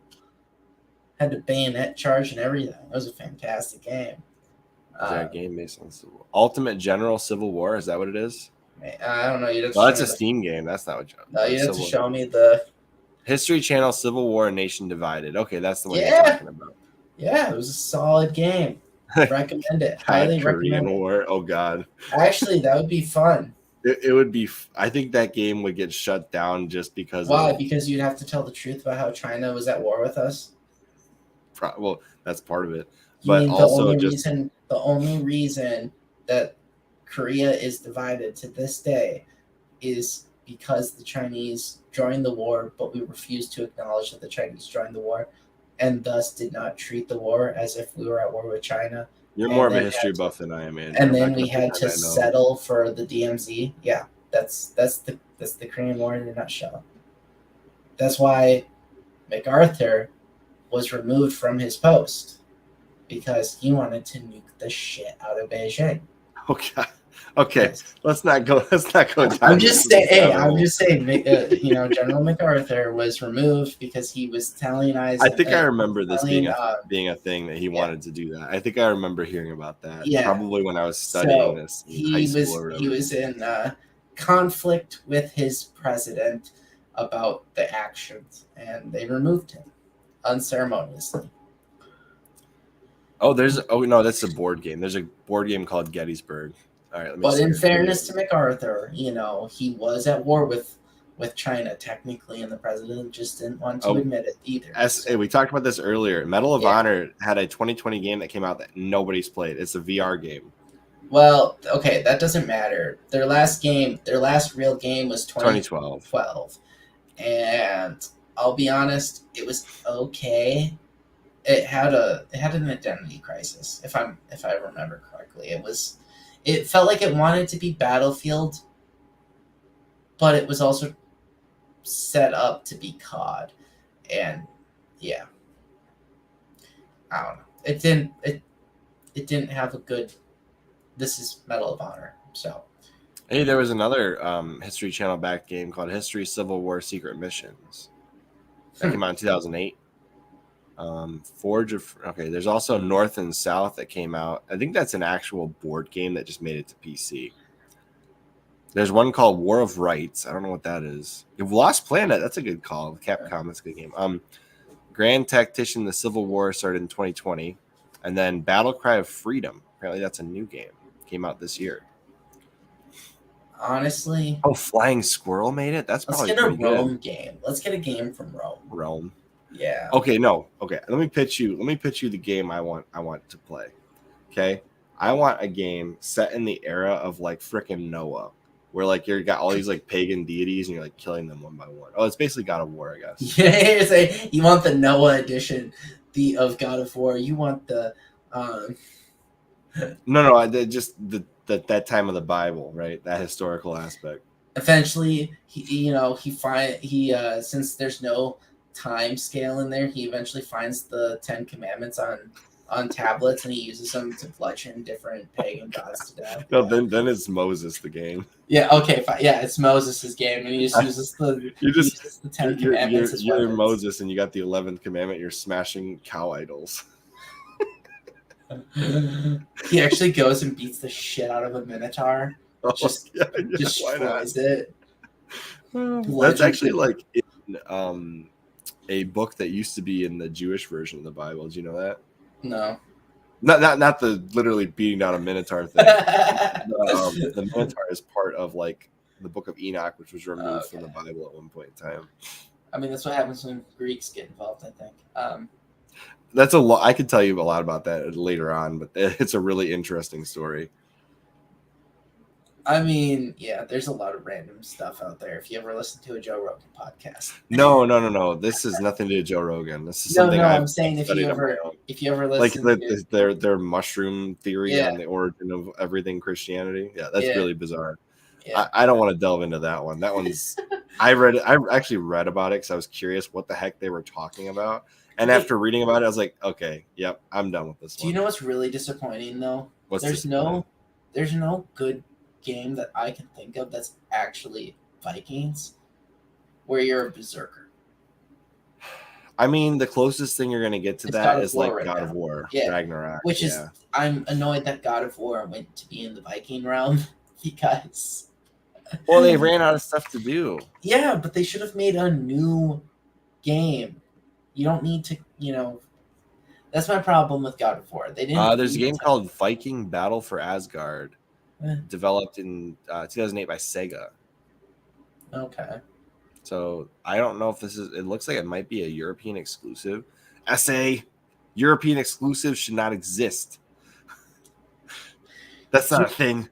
Actually, you know what game was really good though? Kingdom Come Deliverance. Oh no, it did come out in North America. I take it back. That's a game. If you want a good medieval game, Kingdom Come Deliverance. This rated so bad on Metacritic, 65. Oh really?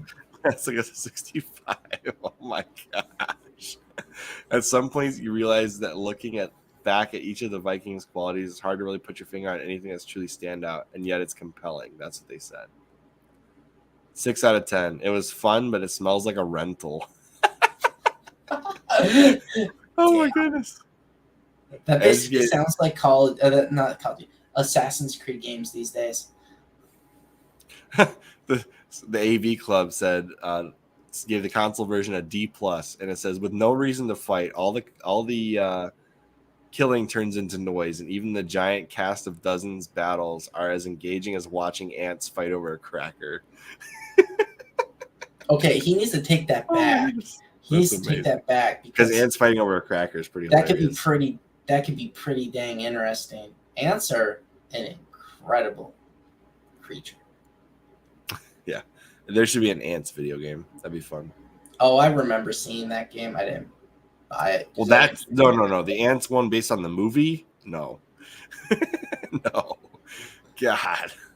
No, I'm talking about the Viking game. I didn't buy it because it didn't look that fantastic. Gotcha. I don't know. There's no good. There's like a lot of games that they just need to. I mean, Hellblade's kind of a Viking video game. Hellblade is a Xbox exclusive, isn't it?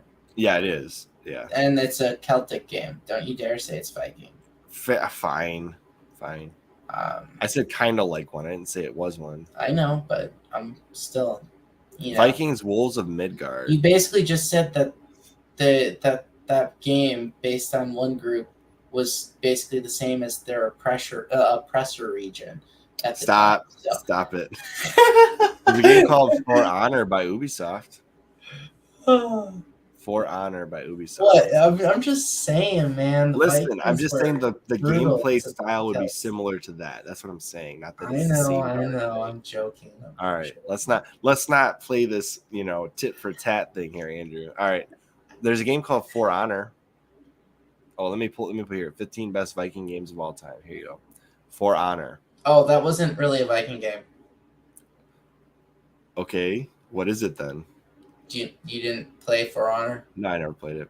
That was just a combat game between knights, Vikings, and samurai. That it was multiplayer exclusive. So there's Banner Saga, which is legitimately a Viking game. It's like a Fire Emblem Viking game. Volgar the Viking. Oh God, yeah, that's old. See, okay, that's number 11. Okay, I just want to point out that they had to put that on there. That's Dead in Finland. CCCP. Oh, okay. Sequel to a game called Dead in Bermuda. Ancestors Legacy. came out in 2020. There's a Switch port. Hmm. The game is able to deliver an old school genre title as modern tech backing it. Interesting. Oh, it's rock, paper, scissors. All right. We're on Crusader Kings. Doesn't matter. I played too many hours of that. Jotan. Interesting. That's also Paradox. Assassin's Creed Valhalla. Ooh. How is that number 6? Bad North. Okay. This looks like something you would probably play. I would actually consider playing that. It's a roguelite RTS. See, this is why I was confused. See, they got Hellblade on here.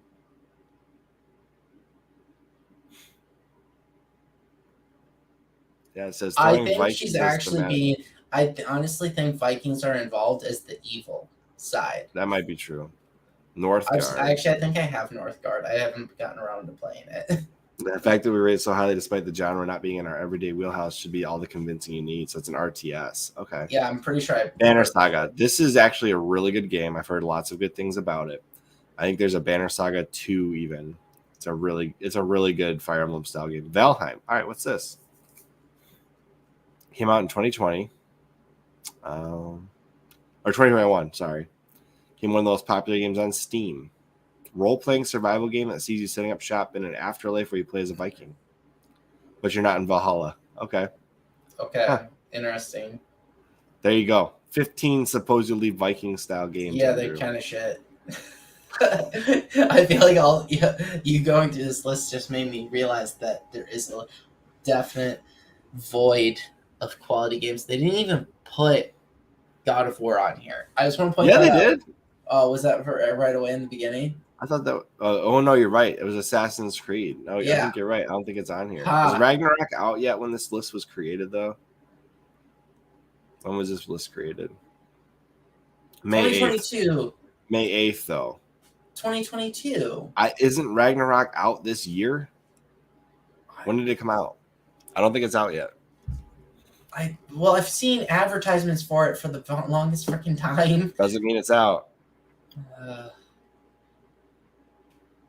I don't play the new God of War. I've got the new God of War game, the first one. Yeah, it doesn't come out until November 9th. That's why it's not on the list yet. Fine. Come on, man. Okay, fine.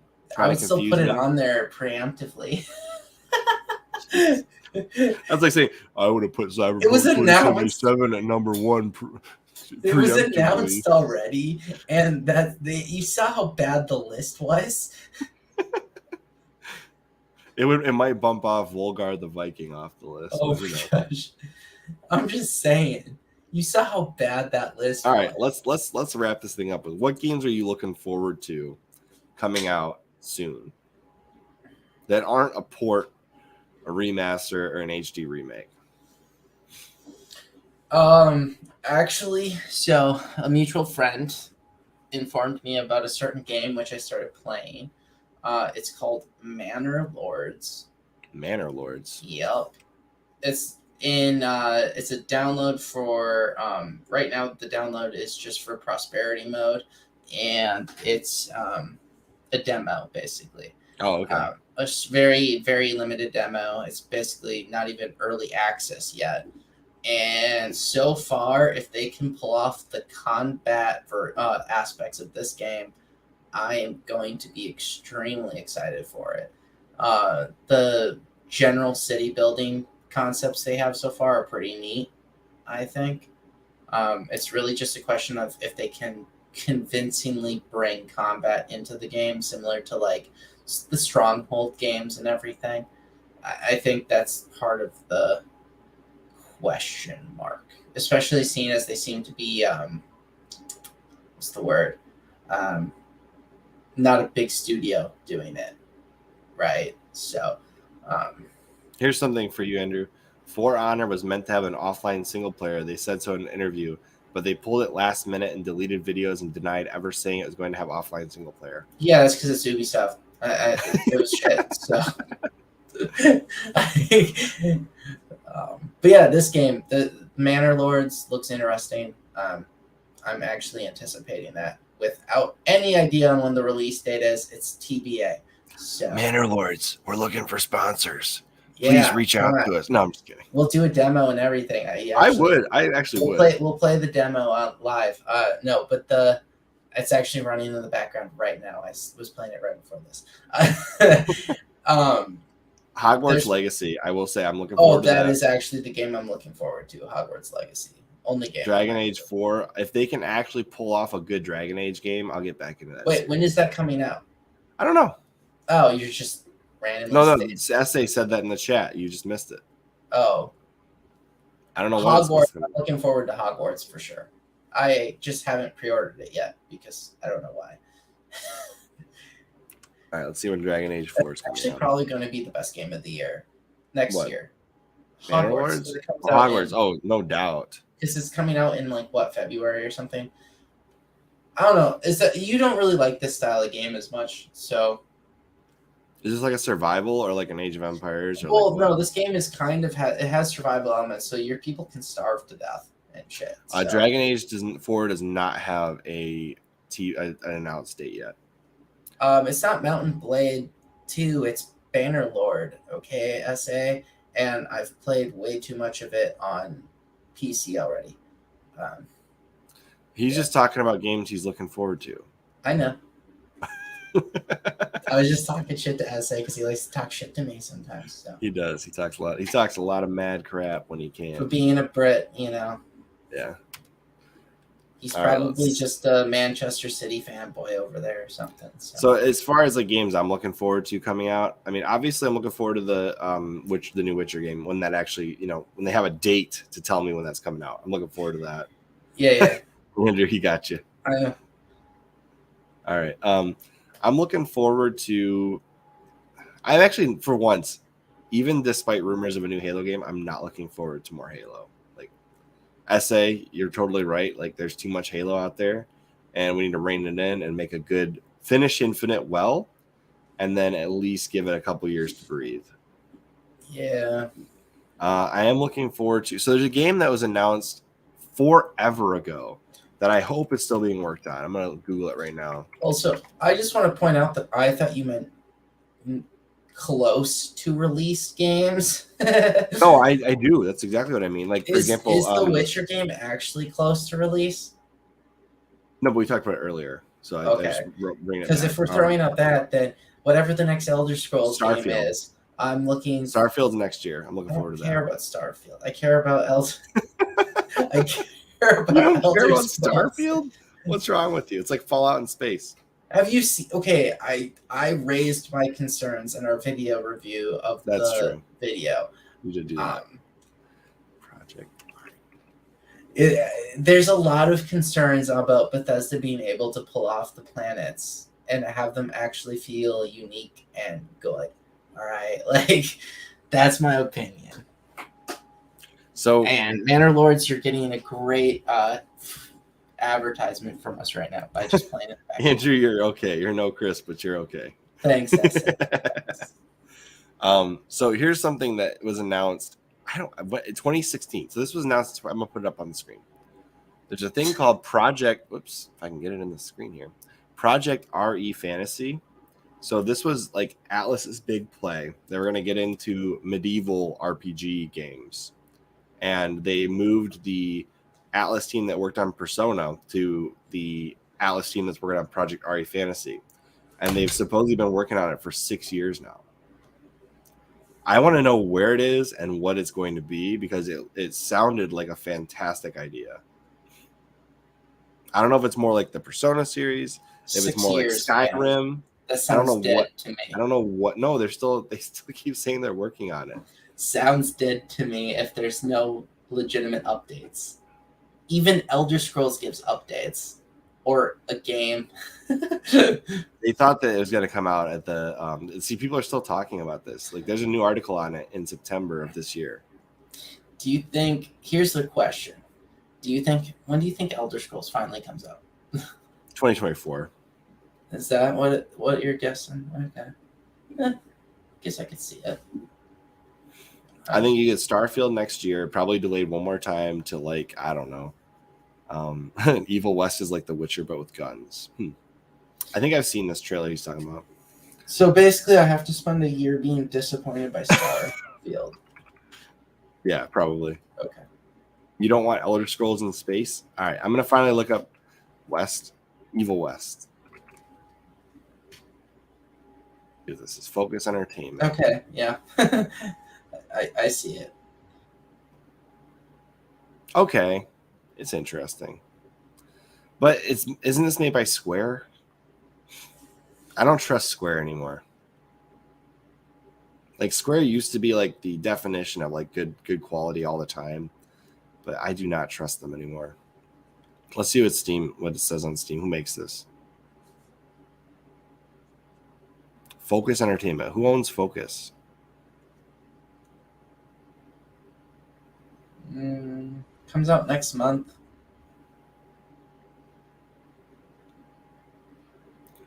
Flying Wild Hog. Okay, that sounds familiar. All right, I'm gonna look up who owns Focus. Flying Wild Hog. What a name. Let's see. Who owns Focus Entertainment? Google, tell me who owns it.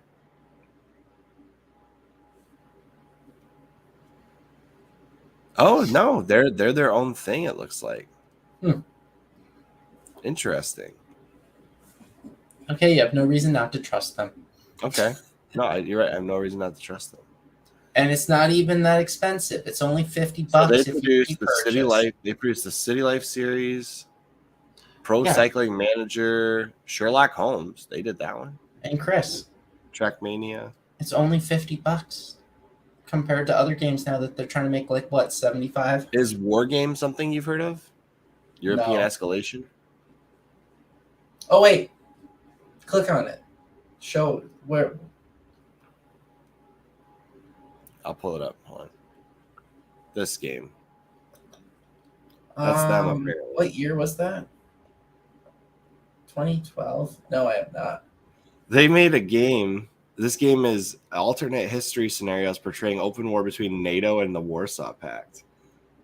You actually, you know what? You say that. Didn't we review a game that sounded exactly like that? Maybe? Like, didn't we like look on Steam and find that type of game once? I think we did. When we were going through a bunch of stupid games, and then it was like, oh, I was talking shit about that, but I might actually get it. Add to the wish list. Right. I think that was one of them. Let's see what their list shows, just for fun. Browse. Let's see what they got. All right. Let's see. Games. War Stride. No. Aeon Must Die. God, that sounds awful. All right.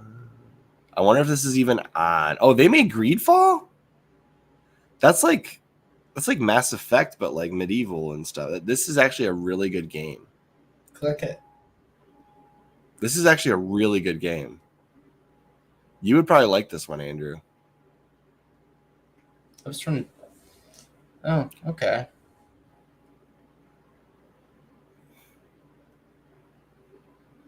That looks pretty freaking. I've heard, like, my friend Billy, the other co-host that used to be on here all the time. He's had nothing but good things about this. He said it was amazing. It was like if you took Dragon Age and Mass Effect and made a baby in medieval times. Really? Yeah, that's what he said this was like. Intriguing.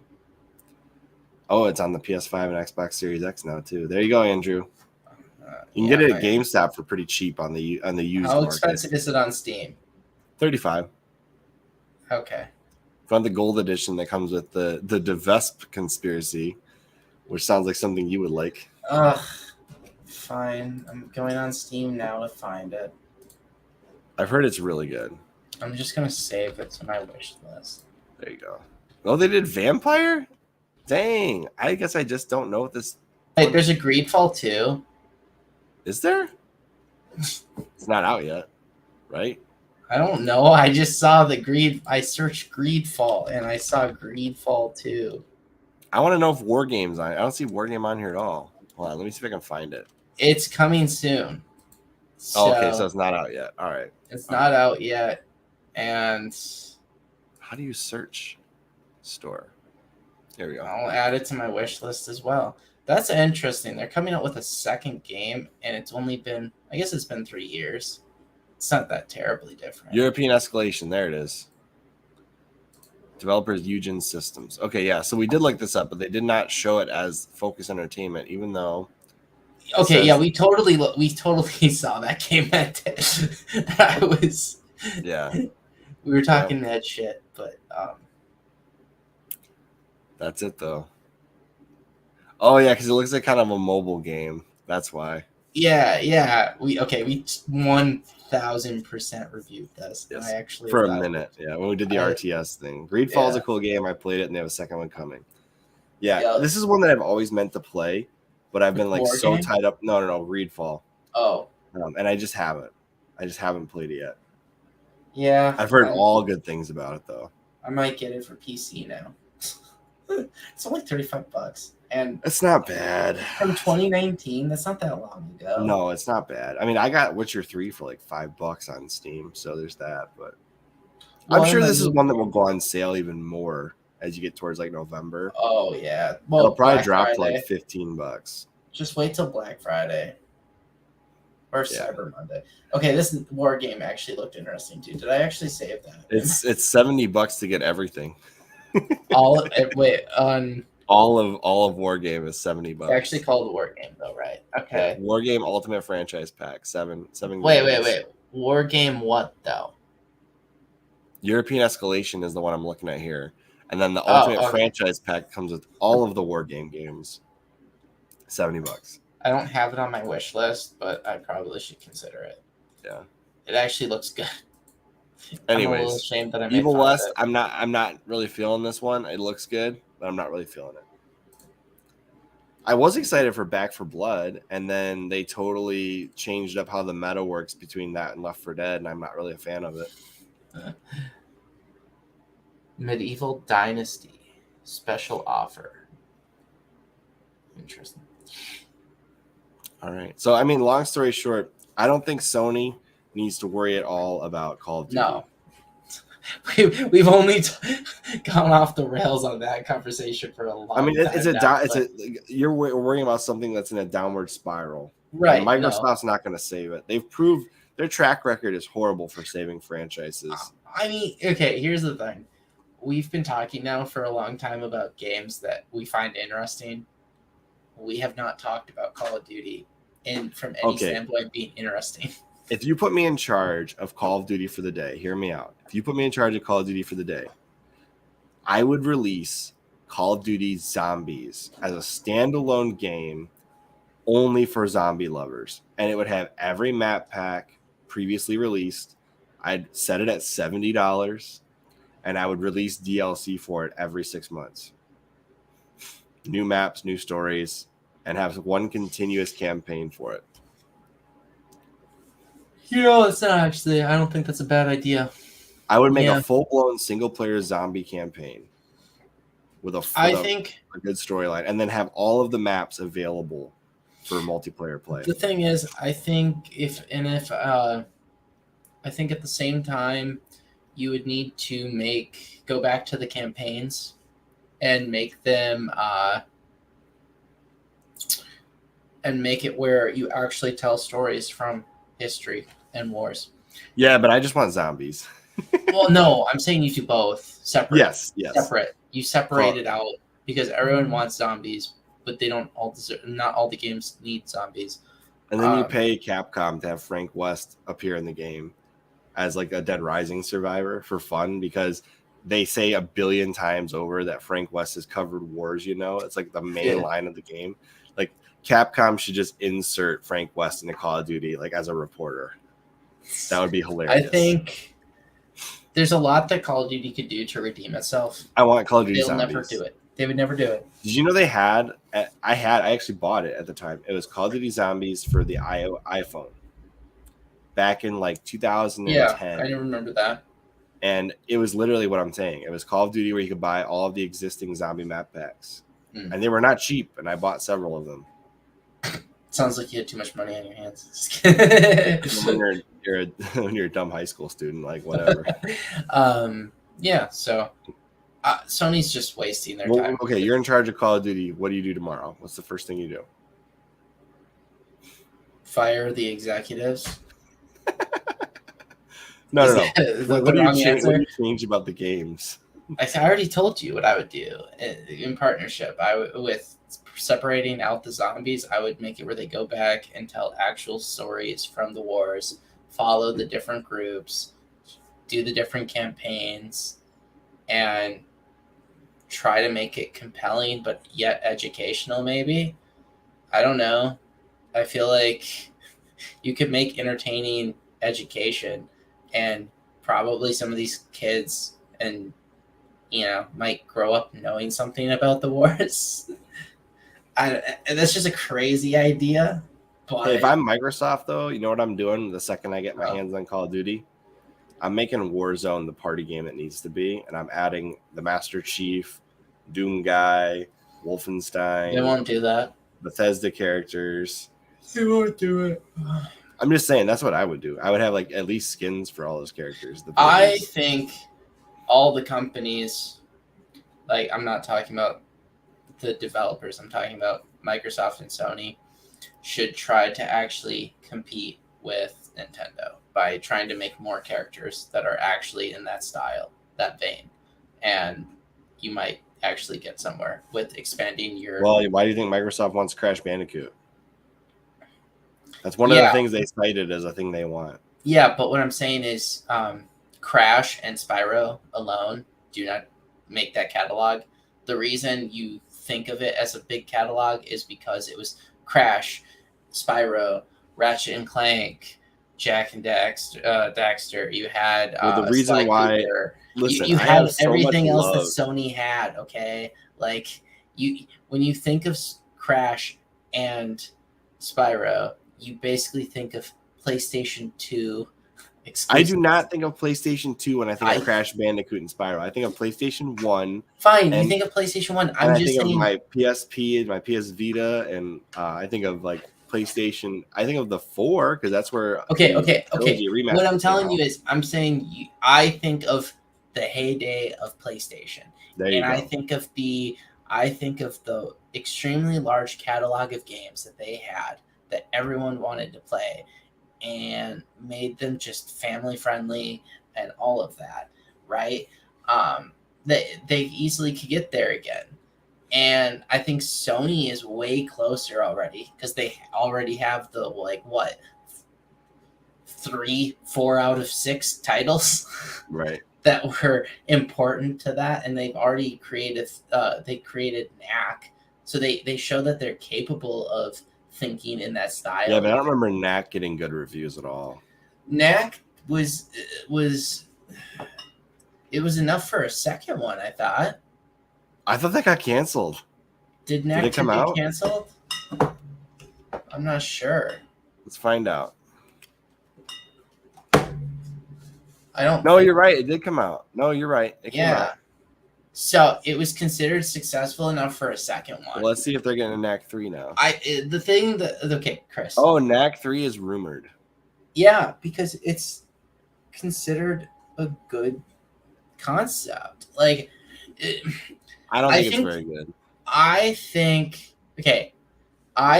the problem. Okay, I think the problem. Hey, Nintendo's never making Xenoblade Chronicles X 2. If anything, when the Switch is getting ready to die, they'll port X over to get some more hype right before it dies. Chris, the problem that Knack ran into is that people were not in the mindset of Knack as a game, style, concept, all of those things, like the Crash Bandicoot and Spyro and all that game style. They came back after Knack. Yeah, like Knack saw the desire by a smaller portion of the gamer community for that style to make a comeback. Sorry, my cat. Like a fly? No, my cat just attacked my foot. No, they kind of preempted it a little. That's what they were too early. They were too early. So when you think of Knack as not being good, it's because I would say the gamer community was not necessarily ready for it. And you have to remember, it came out as a release title basically for PS4. Okay, like people did not want that at the time. People wanted games like Second Next Son, gen graphics, and they wanted They wanted to see the best it could offer them, and that's the problem. Fair enough. Yeah, but I think we've beaten this topic to death. Good cat, go get him. All right. I had something I was going to say right before we ended this. Yeah. Oh, yeah. Sony focusing on Activision is the wrong move. They've got so many good IPs. They should just build one of those out, compete directly with Microsoft. Microsoft's buying companies that are swirling the drain, not even worth their time. $70 billion for Activision is probably a mistake. Well, and we'll find out in like 2 years when Game Pass goes up to $20 a month. Let's be honest here. Who sells a successful game studio? Ubisoft. But like, why would you sell a successful? Your cat's trying to kill you. No, my cat was trying to chew on a cable, so I moved her. All right. All right. Closing thoughts, Andrew. Let's do this. I was just saying that I don't think a successful game studio is actually actively trying to sell itself right now. I feel like you have to be struggling on some level, either creatively, financially, motivationally, whatever it is, you have to be struggling. And because if you feel like confident and everything about the future, you're going to be like, we have so much upside. Why would we sell? You have no price. There's no price point, right? Yeah, BioWare, everybody thought was doing well, and they got sold to EA because they were like bankrupt. So you're right. Yeah. Even if a game is good, doesn't mean the company's not struggling. Right. And I just think that that's where Blizzard was. When Activision bought them? Yeah, I just feel like Microsoft getting this deal across the table, it's just reeks of they know they're struggling. They haven't been releasing the sales data for COD, okay? That's a bad sign. That right there is everything you need to know. They would be bragging about the results if it was worthy of bragging. That's a good point. They're clearly seeing franchise fatigue of the one thing that makes them nonstop money. I would be scared. If I was an executive, I would get a huge payout and leave. Like Bobby Kotick. Yeah. That guy's such an awful person. But like, seriously, get a huge payout from Microsoft, leave. Let Microsoft deal with the fact that the franchise has died. Microsoft should bring back... it's a get out of jail free. Everyone will blame Microsoft. Yeah, that's true. Yeah, that's a fair point. Yeah, Microsoft will take the brunt of the blame. Yeah. But I think that Jim Ryan... I guess if from Jim Ryan's standpoint, if you know you're not going to win, then make it look like you care, so your fans will be happy that you tried to save Call of Duty. Yeah.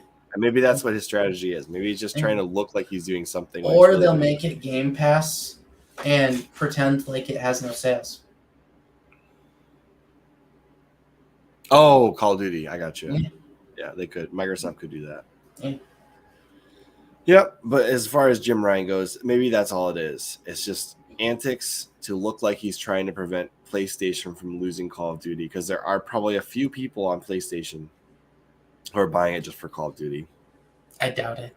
There's a couple people. They exist. Maybe. I feel like they would already have an Xbox. So, as always, I'm Chris. And I'm Andrew. And we beat this horse dead. Real dead. It's dead horse in Alaska. So. And we'll see you on the next CHRILLCAST. Bye, guys.